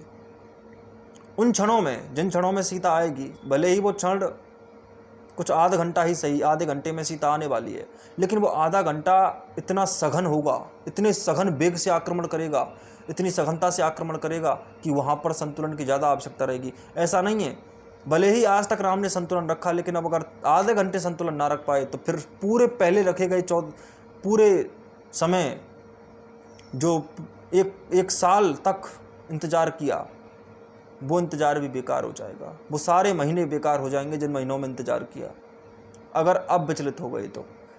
लेकिन अब आक्रमण भी बड़ा खतरनाक होगा, क्योंकि अब सीता तुरंत मिलने वाली है। जिसको क्षण क्षण याद किया, जिस सीता को वृक्षों से मांगा, जिस सीता को बादलों से मांगा, पहाड़ों से मांगा, आज वही आ रही है। और विचलित होना स्वाभाविक है, लेकिन फिर भी जो कर्तव्य का रस जानता है उसको विचलित करना बड़ा मुश्किल है, और वो विचलित नहीं होता। और राम विचलित नहीं हुए, और इसीलिए सही मिलन भी कर सके सीता से, सही मिलन भी कर सके, उचित मिलन भी कर सके। तो प्रथम मिलन की उत्कंठा में पथ भूल न जाना पथिक कहीं, अंतिम क्षण में भी ना भूलना। और वह मिलन जो बिल्कुल नया ताजा होने वाला है और होने ही वाला है, वहां पर भूलना ही नहीं। जब मृदुल हथेली गुम्फन कर, जब मृदुल हथेली गुम्फन कर भुज बल्लरियाँ बन जाएंगी, जब नव कलकासी अधर पंखुड़ियों भी संपुट कर जाएंगी, तब मधुकी मदिर सरसता में पथ भूल न जाना पथिक कहीं। जब कठिन कर्म पगडंडी पर राही का मन उन्मुख होगा, जब सब अपने मिट जाएंगे, कर्तव्य मार्ग सन्मुख होगा, तब अपनी प्रथम विफलता में पथ भूल ना जाना पथिक कहीं। ये बहुत सुंदर बात है, इतनी सुंदर बात है इसमें। जब कठिन कर्म पगडंडी हो, आदमी क्या करता है, अगर कर्म की राहों पर चलता है तो थोड़ा सा उसके ऊपर बोझ आता है तो टूट जाता है। उसके ऊपर थोड़ी सी समस्या आई कि बस भागा, उसे थोड़ी सी चोट आई, वो समझता है कि चोट अब आएगी, आगे भी आएगी, लेकिन वो नहीं जानता वो संभलना सीख रहा है। अगर कोई छोटा बालक एक बार गिर जाए चलते चलते, और तो क्या वो चलना ही ना सीखे? अगर आप साइकिल चलाना सीख रहे हैं और पहली बार में ही साइकिल पर से गिर जाएं, तो इसका मतलब ये नहीं है कि आप सीखेंगे नहीं, और ये नहीं है कि आपको इतनी चोटें आएंगी और इतना दुख होगा कि दुखों का बवंडर पैदा होगा और ऐसी धुआं उठेगी दुख की कि जिसमें तुम मर जाओगे, ओझल हो जाओगे, टूट जाओगे। ऐसा कुछ नहीं होने वाला। सच बात यह है कि कर्तव्य की राहों में तुम्हें जो चोटें लगती हैं उनसे तुम कितना सधे रह सकते हो, यही कर्मवीर कर्म योद्धाओं को सिद्ध करता है कि कौन सा कर्मवीर, कौन सा कर्म योद्धा कितनी देर तक खड़ा रह सकता है। जो विफलता से भाग जाए वो योद्धा कैसे हो सकता है? और योद्धा की परख हार से होती है, जीत से नहीं होती। जीत तो कोई भी साध सकता है, जीत के साथ तो कोई भी जी सकता है, लेकिन जो हार के साथ जीना जानता हो, जो हार के साथ संतुलन रखना जानता हो, उससे बड़ा योद्धा कोई भी नहीं होता। उससे बड़ा योद्धा कोई नहीं होता। हम पहली बार ध्यान करने बैठते हैं तो हमारे ऊपर बोझ आने लगते हैं। कुछ लोग इन्हीं बोझों को याद रख के कभी ध्यान नहीं करते। जब भी ध्यान करने बैठते हैं वही दिन याद आ जाता है कि उस दिन ऐसा हुआ था। फिर वो ध्यान नहीं करते, उनके ऊपर बोझ आने लगता है। वो सोचते हैं कि इतना बड़ा बोझ, इतनी बड़ी टेंशन, इतना बड़ा डिप्रेशन मैं झेलूंगा कैसे, क्या होगा ये, इसलिए मैं ध्यान नहीं कर सकता। और इसीलिए वो बोझ इतना बन जाता है उसके ऊपर। दरअसल सत्य बात तो यह है कि जैसे ही हम किसी प्रथम अनुभव में उतरते हैं, प्रथम अनुभूति में, अनुभव नहीं, अनुभव अलग बात है। सच बात यह होती है कि सारी विफलता, सारी हारें अनुभूति होती हैं, अनुभव नहीं होती हैं। अनुभव होता है ये कि चाहे कितनी भी विफलता आ जाएं, लेकिन हम जानते हैं कि हम सिर्फ एक कोशिश हारे हैं, हम पूरा युद्ध नहीं हार गए। ये बात बड़ी अच्छी है। मैं महाभारत का एक किस्सा बताता हूँ कि कर्ण अपने पूरे वेग से पांडवों पर आक्रमण कर रहा है। कर्ण ने पांचों पांडवों को, पहले चारों पांडवों को हरा दिया है, अर्जुन को हरा दिया है, भीम को हरा दिया है, नकुल सहदेव को हरा दिया है। अब युधिष्ठिर से युद्ध हो रहा है तो युधिष्ठिर को भी हरा देते हैं। और युधिष्ठिर इस अपमान को बहुत गहराई से, बहुत चोटग्रस्त होकर और बहुत घायल अवस्था में इसको लेते हैं, आक्रमण को। और ये आक्रमण उन पर ऐसा आघात करता है कि उन्हें ऐसा लगता है कि ये जीवन व्यर्थ हो गया। उनका सारथी उनको उनके शिविर में ले जाता है और वहाँ वो चुपचाप बैठे रहते हैं। जब युधिष्ठिर दिखाई नहीं देते युद्ध भूमि में अर्जुन को, कृष्ण को, तो अर्जुन से कृष्ण कहते हैं कि अर्जुन, तुम्हारे बड़े भैया नहीं हैं यहाँ पर, तुम देखो कहाँ हैं वो। तो वो जाते हैं उनको देखने के लिए, उनको सांत्वना देने के लिए, क्योंकि उनका अपमान पहले ऐसे नहीं हुआ था, पहले ऐसे अपमान नहीं हुआ था उनका। तो अर्जुन जब जाते हैं, कृष्ण उनको भेज देते हैं कि चलो तुम चलो, मैं आता हूँ। तो अर्जुन जब पहुँचते हैं शिविर में तो युधिष्ठिर उन पर भड़क जाते हैं कि तुम मेरा मजाक उड़ाने आए हो, तुम मेरा मुंह देखने क्यों आए हो, मैं तो मर गया, मेरा तो अपमान हो गया, और ये युद्ध जीतूं या हारूं, लेकिन मैं तो अब किसी को मुंह दिखाने के लायक ही नहीं हूँ। और तुम यहाँ आए हो और तुम ही मार सकते हो कर्ण को, और तुम यहाँ आ गए हो, चुपचाप यहाँ आ गए हो, कहीं कर्ण से डर कर तो नहीं आ गए तुम। और कर्ण जैसे योद्धा के सामने तुमने उन पांडवों को वहाँ छोड़ दिया है अकेला, तीनों भाइयों को, धृष्टद्युम्न को छोड़ दिया अकेला। वहाँ पर वो आक्रमण कर रहा होगा और उसके आक्रमणों का तुम जवाब नहीं दे रहे, तुम डर कर यहाँ आ गए हो। तुमने अपनी कायरता का प्रदर्शन किया है अर्जुन यहाँ आकर के, तुमने ठीक नहीं किया यहाँ आकर के।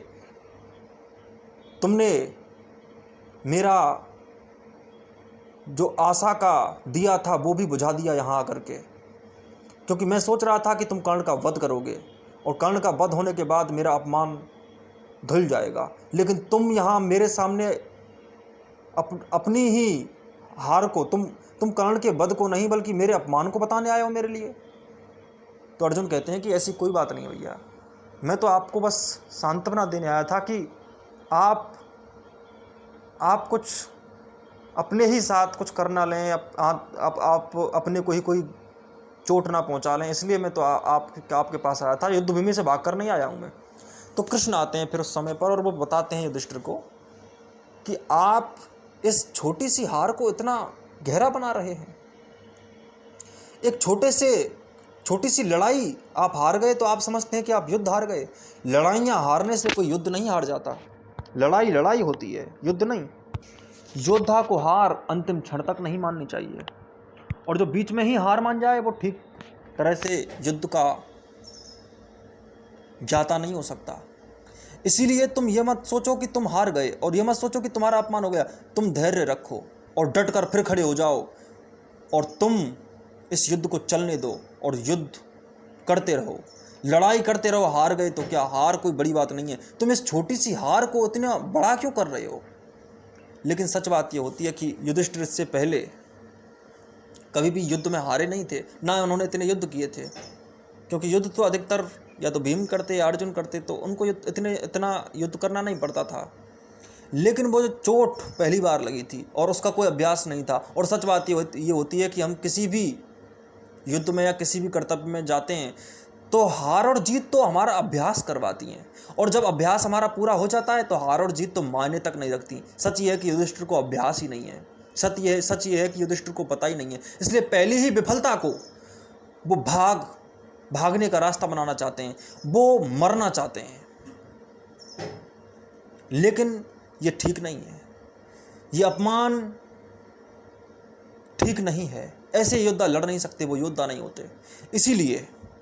इसीलिए पहली हार को कभी हार नहीं मानना चाहिए, और पहली जीत को कभी जीत नहीं मानना चाहिए। किसी की शत्रु की पहली जीत को कभी जीत मत मानो, और अपनी पहली हार को कभी हार मत मानो। और कर्तव्य में, और साइकिल चलाते हुए तुम पहली बार गिर गए हो तो ऐसा मत समझो कि अब तुम गिरते ही रहोगे, नहीं, बिल्कुल भी नहीं। पहली बार हम चोट खा जाते हैं तो हम समझते हैं कि अब ऐसा ही होगा। हम अगर ध्यान में पहली बार बैठे तो इसका अर्थ ये नहीं है कि यह ध्यान सिर्फ बोझ ही है। ध्यान बोझ नहीं है, ध्यान बोझ को हटाने की प्रक्रिया है। और सच बात यह है कि जब हम बोझ को हटाते हैं तो थोड़ा सा और अधिक बोझ हो जाता है, क्योंकि हम अगर कमजोरियों को हटाना चाहते हैं तो कमजोरियों को सामने भी लाना पड़ता है, तो कमजोरियाँ इकट्ठी हो जाती हैं, और कमजोरियाँ इकट्ठी हो जाती हैं तभी तो हम उनको हटाएंगे। कमजोरियाँ दिखेंगी तो ही कमजोरियाँ हटेंगी ना। अब युधिष्ठिर आज हारे तो अब जीत के योग्य भी बन सकते हैं, जीतने के योग्य भी बन सकते हैं। उन्हें पता है, आज कम से कम उन्हें इतना तो पता चला कि युद्ध ऐसे नहीं किया जाता। युद्ध में योद्धा चाहिए, युद्ध में प्रयास चाहिए, युद्ध में अभ्यास चाहिए, युद्ध में अस्त्र शस्त्र चाहिए। अब चाहें तो युधिष्ठिर अपने को बदल सकते हैं।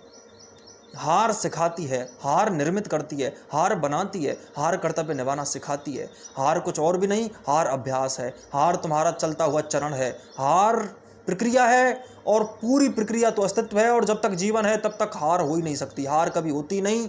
बस तुम्हारा निर्माण और तुम्हारे चलने के बीज तुम्हें बोए जाते हैं, बीज बोए जाते हैं, बीज, सिर्फ बीज बोए जाते हैं तुम में। हार वार कभी होती नहीं। कर्तव्य निभाना ही जीत है। तुम हारे या जीते इससे कोई मतलब नहीं, तुमने किया कि नहीं किया इससे मतलब होता है। तुम डटे रहे कि नहीं डटे रहे इससे मतलब होता है। तुम हारे जीते इससे कोई भी कुछ नहीं होने वाला। हारने से क्या होता है और जीतने से भी क्या होता है? और याद रखना, हारने से उसके लिए ही कुछ होता है जिसको जीतने से कुछ होता हो। जिसको जीतने में मजा आता हो उसे ही हारने में ग्लानि, क्षोभ मिल सकता है। जिसे जीतने की बड़ी चाह हो वह हार से तड़प सकता है।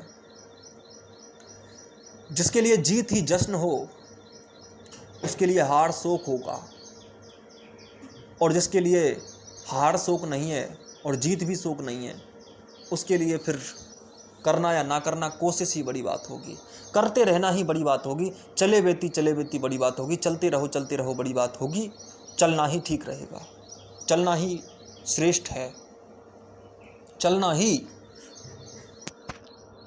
और याद रखना, कहाँ पहुंचे या कहाँ नहीं पहुंचे इससे मतलब नहीं, चलना ही मंजिल है, पथ ही मंजिल है, पथ में मंजिल है। तुम चले, मंजिल पाली, बात खत्म हो गई। मंजिल पानी नहीं है, कोई मंजिल रखनी ही नहीं है, तुम्हारा चलना काफी है। तुम्हारा डटे रहना काफ़ी है। मंजिल है, यही है, ये मंजिल ही है। तुम अपने ढंग के हो गए, ढंग हो गए, मंजिल है। ढंग में ढल रहे हो, मंजिल है। ढंग में ढलना, प्रक्रियाएं हैं अस्तित्व में। जो बोता है, जो बोया जाता है वो उगने लगता है, अंकुरित होने लगता है, और जो पत्थर पर बोया जाता है वो नहीं उगता है। जो शक्तिशाली होता है वो जीतता है। सीधी सी प्रक्रिया है, प्रक्रियाएं हैं अस्तित्व में। शक्तिशाली है तो जीतेगा, कमजोर है तो हारेगा। हारना ही चाहिए कमजोर को। जिस दिन कमजोर जीतने लग जाए उस दिन मजा क्या। कमजोर हारना ही चाहिए, यही प्रक्रिया है अस्तित्व की। और अस्तित्व अपनी प्रक्रियाएं कभी नहीं छोड़ता। परमात्मा अपनी प्रक्रियाएं कभी नहीं छोड़ता। मनुष्य भी ऐसा ही है। मनुष्य परमात्मा है और परमात्मा की भी प्रक्रिया है, और प्रक्रिया ही मनुष्य है। प्रक्रिया ही, जैसी तुम में प्रक्रिया है वैसे तुम हो। तुमने अगर प्रक्रिया ऐसी रखी है कि तुम हार से विचलित होते हो तो तुम जीत भी संभाल नहीं सकोगे। जो हार नहीं संभाल सकता वो जीत भी नहीं संभाल सकता, और जो हार संभाल सकता है वो जीत भी संभाल सकता है। वो जीत भी संभाल सकता है। रावण कुछ भी नहीं संभाल सका, न शक्ति संभाल सका, न भक्ति संभाल सका। दोनों थी, दोनों में से कुछ भी नहीं संभाल सका। न ज्ञान संभाल सका, न अज्ञान संभाल सका। राम ने सब कुछ संभाला, और युद्ध की बड़ी चाहत थी, युद्ध भी नहीं संभाल पाया। सब कुछ बर्बाद कर दिया रावण ने। युद्ध वो सोचता था युद्ध संभाल लूंगा, युद्ध भी नहीं संभाल पाया। क्योंकि शांति जो नहीं संभाल सकता वो युद्ध भी नहीं संभाल सकता। जो युद्ध संभाल सकता है वही शांति भी संभाल सकता है। कृष्ण को सोचो, वो तो युद्ध भूमि को छोड़कर भाग गए। एक बार जरूरत पड़ी तो भाग गए, लेकिन उन्होंने अपने आप को कभी भी कमजोर नहीं होने दिया। भागने की जरूरत पड़ी, भाग गए। भागने की जरूरत नहीं थी, बार बार हराते रहे दूसरे को। हारे हराए कोई फर्क नहीं, कभी जीते कभी हारे, इससे कोई फर्क नहीं पड़ता। हारने में भी मुस्कुराते रहे और जीतने में भी मुस्कुराते रहे, डट कर खड़े रहे, कभी पीछे नहीं हटे, किसी भी कदम को पीछे नहीं हटाया। इसीलिए करते रहना जरूरी है, करते रहना जरूरी है। जब कठिन कर्म पगडंडी पर राही का मन उन्मुन होगा, जब कठिन कर्म पगडंडी पर राही का मन उन्मुख होगा, जब सब सपने मिट जाएंगे कर्तव्य मार्ग सन्मुख होगा। युधिष्ठिर के सारे सपने मिट गए थे हार करके। क्या क्या सोच रखा था, सपने मिट गए थे अचानक। लेकिन जो सपने मिटाना नहीं जानता वो सपने सजोना भी नहीं जानता। क्योंकि सपने सजाए तब जाते हैं तब आदमी ये जानता हो कि क्या सजाना है और क्या नहीं। अगर सजाना नहीं जानता तो आदमी कीचड़ के मटके रख रख के अपने कमरे को सजा लेगा। हमें यह भी तो पता होना चाहिए कि क्या सजाना है और क्या नहीं सजाना है। सजाना भी तभी आ सकता है जब आप सजाना ना भी, उन चीज़ों को छोड़ना भी जानते हो। जब आपके सपने ना हो तभी आप सपने सजा सकते हैं, सपने ना हो तभी। क्योंकि जब नहीं होते तब तुम्हें एहसास होता है कि क्या होना चाहिए। जो सजाना कभी ना सजा कर नहीं देखेगा तब तक सजाना नहीं सीख सकता। ना सजा कर देखने का अर्थ यह है कि वह अपनी धुन में पागल होकर कुछ भी ना सजा दे। लोग क्रोध को ही सजाने लगते हैं, कुछ क्रोध को, मोह को, वासनाओं को सजाने लगते हैं, लेकिन उनको नहीं सजाना है। कुछ भी सजाना है ऐसा नहीं, कुछ भी सजा लिया। लोग कैसे कैसे सजाते हैं, घरों को देखो क्या क्या सजा रखा है। औरतों की अधरंगी तस्वीरें लगा रखी हैं, व्यर्थ का कूड़ा करकट पड़ा हुआ है कमरों में, और बड़ी ठीक ढंग से पड़ा हुआ है, लेकिन वो सजा हुआ कमरा नहीं है। क्या सजाना है ये भी तो पता होना चाहिए। क्या सजाना है, किस चीज़ को सजाना है, नहीं तो फिर सजाना बेकार हो जाएगा। तो याद रखो कि अगर तुम्हें किसी कार्य को करने से पहली बार चोट आई है तो जरूरी नहीं है कि दूसरी बार भी चोट आएगी। आप उससे डर मत जाना। उस डर के आतंक को अपने ऊपर इतना हावी मत कर लेना कि तुम्हारे जीवन का बड़े से बड़ा साहस आतंकित होकर अपने आप में ही दम तोड़ दे। तुम्हारे सभी साहस एक डर की वजह से ठंडे पड़ जाते हैं। डर तुम्हारा फ्रीज बन जाता है, उसी में घुट जाते हैं तुम्हारे सारे साहस। उन साहसों को जगाओ, और जगेंगे तब जब प्रयास अनवरत और अस्थिरता के साथ, यानी कि बदलाव के साथ, चीज़ों को बदलो। ऐसा नहीं है कि आप एक बार हार गए तो दूसरी बार हारेंगे ही, बदल कर देखो, लगातार करो और इन बदलती हुई घटनाओं का निरीक्षण करके आगे बढ़ो। बदलती हुई घटनाओं को ठीक से देखो, समझने की कोशिश करो, क्योंकि अगली बार यही होगा जरूरी नहीं। आप अगर एक बार आग से जल गए हैं और आपको अनुभूति हो गई है कि आप जल गए हैं, तो इस अनुभूति से ऐसा मत समझना कि आग हर बार जलाएगी, वो रोटियां भी पकाएगी। आग आपके काम आती है, हर जगह काम आएगी, वो आपके शरीर को गर्मी भी देगी।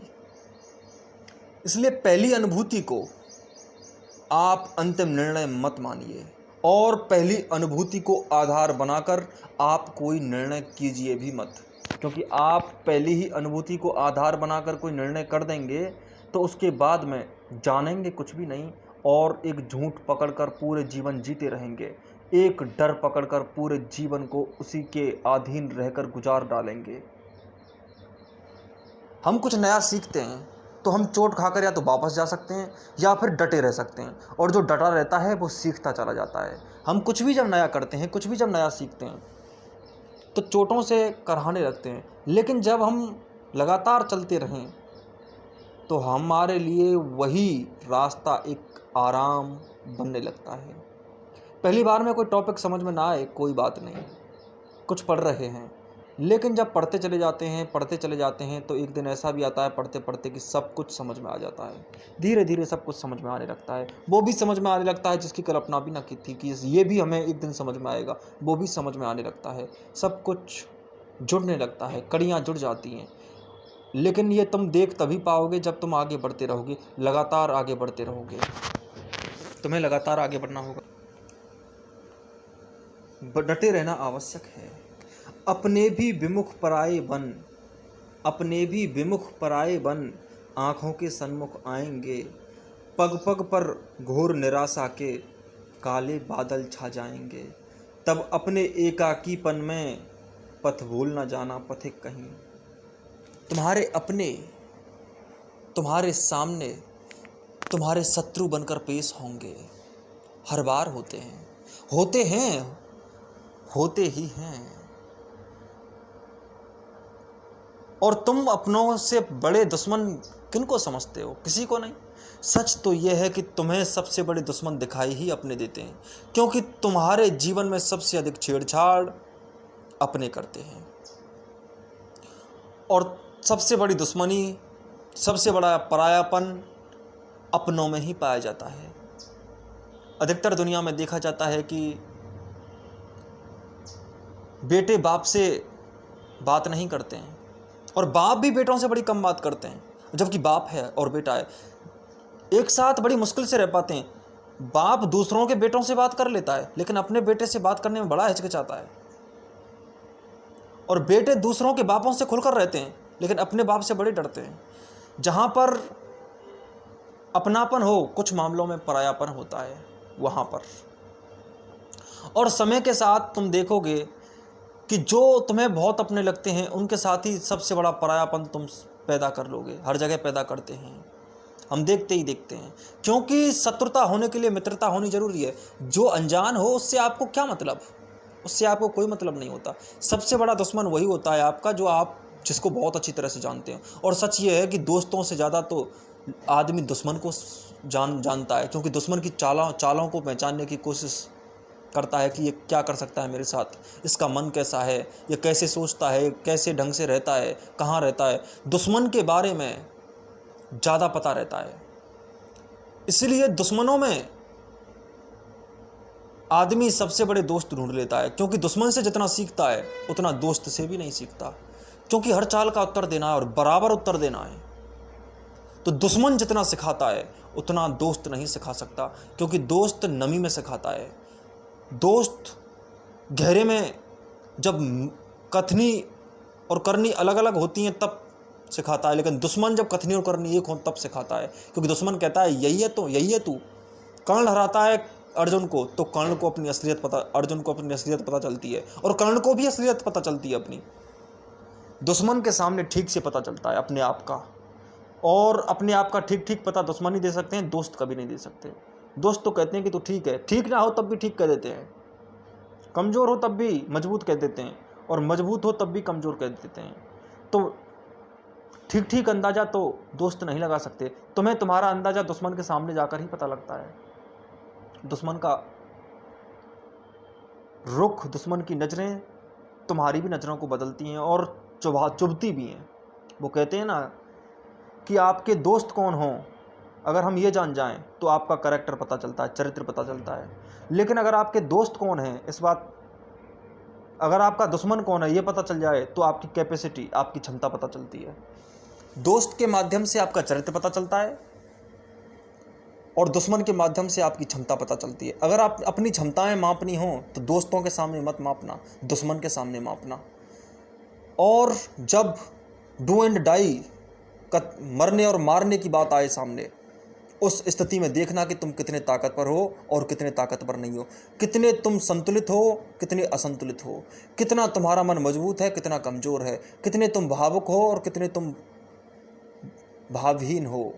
ये सारी बातें तब पता चलती हैं जब तुम एक ऐसी स्थिति में पहुंच जाओ जहां पर तुम्हें कुएं और खाई की स्थिति दिखाई दे, या तो ये या तो वो, नहीं तो बीच में कुछ भी नहीं। जब तक बीच में कुछ रहेगा तब तक तुम्हें भागने का मौका रहेगा, और जब तुम्हारे पास भागने का कोई मौका नहीं रहता तब तुम्हें तुम्हारी असलियत पता चलती है। जैसे अर्जुन के पास 2 ऑप्शन है, या तो युद्ध करे या फिर युद्ध ना करे। अब 2 ही ऑप्शन है, तीसरा कोई ऑप्शन नहीं है। अब एक ऑप्शन चुनना होगा। तो अर्जुन को अपनी कमजोरी एहसास होती है, अर्जुन पागल हो जाता है, विषादग्रस्त हो जाता है। अर्जुन इतना कमज़ोर हो जाता है कि वो कहता है कि मुझे दिखाई भी नहीं दे रहा जनार्दन, मेरा शरीर कमज़ोर हो गया है, मेरी नज़र मुझसे ही विद्रोह कर रही है,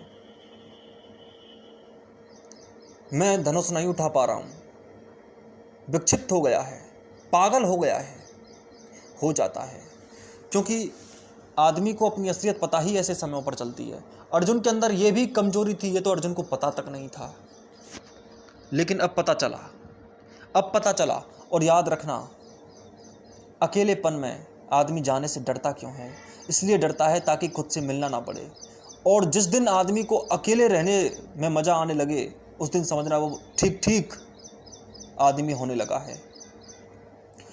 क्योंकि अकेलेपन और एकांत में थोड़ा सा अंतर होता है। अकेला वो आदमी होता है जिसके पास ना तो बाहर कोई दोस्त हो और जिसके पास ना अपने से कोई दोस्ती हो। यानी कि जो आदमी अकेला होता है उसके पास ना तो वो खुद होता है और ना कोई बाहर से कोई होता है, ना तो कोई दूसरा होता है, ना वो खुद उसके साथ होता है। और एकांत में खुद अपने साथ भी होता है और सबको भी अपने साथ महसूस करता है। एकांत बड़ी अलग बात है। एकांत में जो है वो भीड़ में भी भीड़ को भीड़ नहीं मानता और अकेले में अपने आप को अकेला नहीं मानता। एकांत अलग बात है और अकेलापन अलग बात है। एकांत का अर्थ होता है एक का अंत, और जहां एक का अंत हो जाए वहां 2 का भी अंत हो जाता है।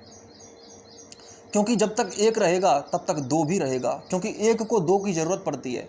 लेकिन जहां एक भी ना हो वहां 2 भी नहीं होगा, जहां एक ना हो वहां 2 भी नहीं होगा। क्योंकि गिनती अगर शुरू हो गई है तो एक के बाद 2 भी आएगा, लेकिन गिनती शुरू ही ना हो।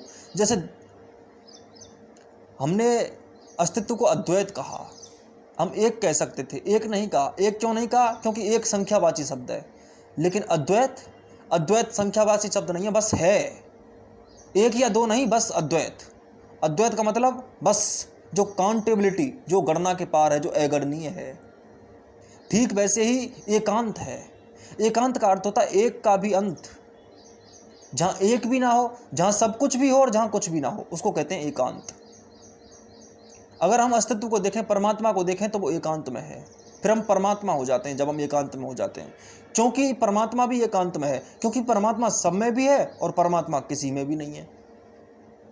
परमात्मा के साथ सब कोई भी है और परमात्मा के साथ कोई भी नहीं है। ठीक वैसे ही जो आदमी परमात्मिक सारभूत अस्तित्व में अपने आप को डुबा देता है, स्थित कर देता है, वो आदमी पूरी तरह से अपने में भी डूब जाता है और दूसरों में भी डूब जाता है। ना तो उसे दूसरे लगते हैं, ना वो खुद को खुद लगता है, क्योंकि उसके एक का अंत हो गया है, इसलिए उसके दूसरे का भी अंत हो गया है। अहंकार जिसका विलीन हो जाए, उसका जुड़ाव दूसरे अहंकार से नहीं हो सकता है। उसका जुड़ाव समाप्त हो जाता है। अगर हमारे अंदर एक बंधन है तो दूसरा बंधन स्वयं पैदा हो जाएगा, और अगर हमारे अंदर एक भी बंधन नहीं है तो दूसरा भी बंधन पैदा नहीं होगा। इसलिए अकेलेपन से आपको डर लगेगा तो एकांत से मत डरना। अकेलेपन से तो आदमी अकेला ही है, कहीं भी चला जाए, भले ही वो भीड़ में रहता हो तो भी अकेला है, अगर वो अपने आप को नहीं जानता तो। जब चिर संचित आकांक्षाएं पल भर में ही ढह जाएंगी, जब कहने सुनने को केवल स्मृतियां बाकी रह जाएंगी, विचलित हो उन आघातों में पथ भूल ना जाना पथिक कहीं। जीवन में ऐसे क्षण आते हैं जब आदमी समझता है कि अब जीवन में कुछ भी नहीं, लेकिन सच बात यह है कि जीवन में जब तक वो समझता है कि कुछ है, तब तक उसको ये भी समझना पड़ेगा कि कुछ नहीं है। आदमी जीवन से जब तक इच्छा करेगा तब तक तड़पेगा भी। मैंने कहा ना कि जब तक जीत की आकांक्षा है तब तक हार सताएगी। तो तुम्हारी आकांक्षाएं, तुम्हारी जीतें मिटेंगी। याद रखना, आदमी को हारने से इसलिए डर लगता है क्योंकि जीतना मिट जाता है। आदमी तड़पता इसलिए है क्योंकि उसकी आकांक्षाएं होती हैं। आकांक्षाएं ना हो, तड़पना समाप्त। दुख केवल सुख की आकांक्षा है, उम्मीद मात्र दुख है, सिर्फ उम्मीद। जो उम्मीद करेगा वो दुखी होगा, क्योंकि उम्मीद नहीं की होती दुख नहीं होता। उम्मीद नहीं की होती दुख नहीं होता। उम्मीद दुख का बीज है, बीज बो दिया वृक्ष तो उगेगा, और जितनी गहरी उम्मीद करोगे उतना बड़ा होता चला जाएगा।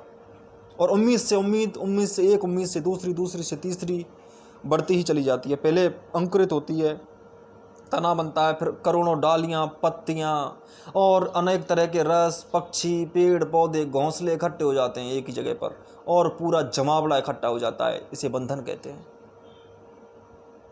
इसे बंधन कहते हैं। अगर आपने उम्मीद की तो आप पूरी तरह से कमजोर हो जाएंगे, और उतने ही कमजोर हो जाएंगे जितनी फैली हुई उम्मीदें होंगी। एक उम्मीद ये भी टूट गई, दूसरी टूट गई, तीसरी टूट गई, चौथी टूट गई, और उम्मीद से उम्मीद, हजारों तरह की उम्मीदें पैदा हुई और हजारों तरह की हार पैदा हुई, क्योंकि सारी उम्मीदें टूटती हैं। उम्मीद टूटती ही है, आज तक उम्मीद पूरी नहीं हुई। उम्मीद टूटती है और उम्मीद फिर भी कर रहे हो। जब टूटती ही है और अधूरी ही रहती है और पूरी नहीं होती, और हर उम्मीद दुख देती है, तो दुख भी बढ़ते चले जाते हैं। उम्मीद कभी खत्म नहीं होती, दुख चले आते हैं। फिर आप तड़पते हैं। क्यों तड़पते हैं? क्योंकि आपने कुछ सोच रखा है कि ये मिले, नहीं मिलता है वो, और मिलता कभी नहीं है। कम से कम वो तो कभी नहीं मिलता जो आपने सोचा है, वो कभी नहीं मिलता। जो मिलना चाहिए वो मिल गया, पहले ही मिल गया। दें क्या आपको? अब सब कुछ पहले ही दिया जा चुका है, क्या दें? और पूरा अस्तित्व दे दिया तुम्हारे लिए, फिर क्यों उम्मीद कर रहे हो? उम्मीद करना ही गलत है, अस्तित्व काफ़ी है, इससे बड़ा कुछ भी नहीं होता। जो दान दिया जाना चाहिए था आपको, वो दिया जा चुका। आप वो हैं, आप वो सब कुछ हैं, आप पूरे अस्तित्व में। क्या दें आपको? क्या लेना चाहते हो आप? आपका ये भिखारीपन अब सिर्फ उम्मीद की बदबू के अलावा और कुछ भी नहीं। इसलिए इसको छोड़ें। ये हकीकत के पास आपको कभी नहीं लेके जाने वाला है, इसलिए ये सच नहीं है। जब चिर संचित आकांक्षाएं पल भर में ही ढह जाएंगी, जब कहने सुनने वालों को केवल स्मृतियां बाकी रह जाएंगी, विचलित हो उन आघातों से पथ भूल ना जाना पथिक कहीं। आघात लगते ही उसको हैं जिसकी उम्मीदें हैं। ध्यान करो, इन आघातों को ठंडा करो, फिर आघात अपने आप लगना बंद हो जाएंगे। आकांक्षा ही आघात है। सच पूछो तो हम आघात को तो आघात कहते हैं, लेकिन जिस वजह से आघात लगा उसको आघात नहीं कहते। आज हमने जो बबूल का पेड़ बोया था वो बड़ा हो गया, और आज हमारे पैरों में कांटे चुभ रहे हैं। लेकिन सच बात यह है कि कांटे नहीं चुभ रहे हैं, वो बीज चुभ रहा है जो तुमने बोया, क्योंकि तुमने बोया था। बोया तो तुमने ही था। आज कांटे फैल गए, इससे तुम दुखी हो रहे हो, कांटों को गाली दे रहे हो। कांटे को गाली क्यों दे रहे हो? आघात तो होगा। आप अपने को देखिए ना, कि आपने ही बीज बोया था और बीज बड़ा हो गया। और जितना पेड़ बड़ा हो जाता है उसको उखाड़ना उतना ही मुश्किल होता है।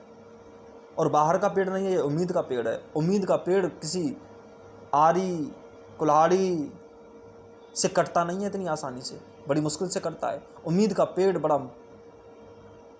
गहरा जड़ें बनाए हुए है, गहरे तलों में उसकी जड़ें फैली हुई हैं, इतना आसानी से नहीं उखड़ता है वो। इसलिए ध्यान से उन जड़ों को देखो जिन जड़ों से ये पेड़ बड़ा हुआ, उम्मीद दुख की जननी है। हाहाकारों से आवेष्टित तेरा मेरा जीवन होगा, होंगे विलीन ये मादक स्वर, मानवता का क्रंदन होगा। विस्मित हो उन चीत्कारों से, पथ भूल न जाना पथिक कहीं। हमारे आसपास बहुत चीखें होंगी, सत्य किसी को स्वीकार नहीं है। सत्य की राहें लोगों को डराती हैं, लोग गुफाएं चाहते हैं, लोग मुंह छिपाना चाहते हैं, और जो भी व्यक्ति उन सत्य की राहों पर चलेगा वह व्यक्ति उन्हें खतरनाक लगेगा, और वो खुद से ईर्ष्या करेंगे। क्योंकि जब आदमी खुद कुछ नहीं कर पाता और दूसरा करता है तो वो दूसरा उसको बुरा लगता है, क्योंकि वो कर रहा है। बुद्ध बुरे लगते हैं लोगों को, कृष्ण अच्छे नहीं लगते लोगों को, क्योंकि वो कर रहे हैं। क्योंकि वो कर रहे हैं तो फिर हमें भी करना पड़ेगा, और हमें जागना पड़ेगा अपनी इस झूठी नींद से। लेकिन हमें ये नींद बहुत अच्छी लग रही है, और नींद में जब हम हों और कोई हमें जगाए तो हमें अच्छा नहीं लगता। भले ही तुम्हें बाद में समझ में आए, जब जाग जाते हैं हम तो हमें समझ में भी आता है कि अच्छा ही हुआ जाग गए समय से, कम से कम ये काम तो हो गया, वो काम हो गया। लेकिन कम से कम जब जगा रहे हों तो जगाने वाला जो भी हो उसको जागने वाला माफ़ नहीं करता, क्योंकि उसकी नींद टूटी है। उसको बहुत गुस्सा आता है, वो उससे ईर्ष्या करता है, उस क्षण में तो करता ही करता है। और सच बात यह है कि आदमी नींद में है, और उसको जो भी जगाएगा वो उसको बुरा लगेगा। और ये लोग जब पूरी अपने जीवन की वास्तविकता या वास्तविक पथों पर नहीं चल पाते तो ये पूरा चारों तरफ का संसार तुम पर गालियाँ बरसाएगा, पत्थर फेंकेगा, सब कुछ करेगा। लेकिन तुम्हें विचलित नहीं होना है। ये जीसस को फांसी चढ़ा देगा, ये महावीर को पत्थर मारेगा, ये बुद्ध का अपमान करेगा, उस पर आरोप लगाएगा। जैसे औरंगजेब ने गुरु अर्जुन को मरवा दिया, वैसे भी हकीकत किसी को पसंद नहीं होती, चुभती है। वैसे भी आक्रमण होंगे, लेकिन उन आक्रमणों में विचलित मत होना। चारों तरफ क्रंदन होगा। कृष्ण मरवा रहे हैं महाभारत के युद्ध में कौरवों को, पांडवों में भी बहुत लोग मारे जाएंगे। द्रौपदी के 5 पुत्र मरे, पूरा कौरव वंश का नाश हुआ, हजारों विधवाएं हो गई, क्रंदन चारों तरफ हुआ। लेकिन कृष्ण कर्तव्य का पथ नहीं छोड़ते। कर्तव्य जो है सो है, कर्तव्य का पालन करना है सो करना है, और कर्तव्य से ऊंचा कुछ भी नहीं होता। यहाँ तक कि खून भी नहीं, यहाँ तक कि किसी की हत्या इतनी बड़ी घटना नहीं है, परंतु कर्तव्य निभाना या ना निभाना बड़ी महत्वपूर्ण घटना है। कर्तव्य से कभी मत भागना, कर्तव्य आवश्यक है। कर्तव्य से कृष्ण नहीं भागे, कर्तव्य उन्होंने पूरा ही निभाया, रंच मात्र भी नहीं छोड़ा। लोग तुम्हें रोकेंगे, लोग तुम्हें खिलौने दिखाएंगे, लोग तुम्हें बहकाएंगे, लोग तुम्हारे चलने से दुखी होंगे। तुम उनकी बातें ना सुनोगे और उनके बहकावों में ना आओगे तो पीटेंगे और तुमसे डरेंगे। लेकिन तुम अगर सही संतुलन और ढंग से चले तो तुम्हें कोई नहीं रोक सकता और तुम्हारा कोई कुछ भी नहीं बिगाड़ सकता। इसलिए कर्तव्य के पथ पर चलें और पूरी तरह से चलें।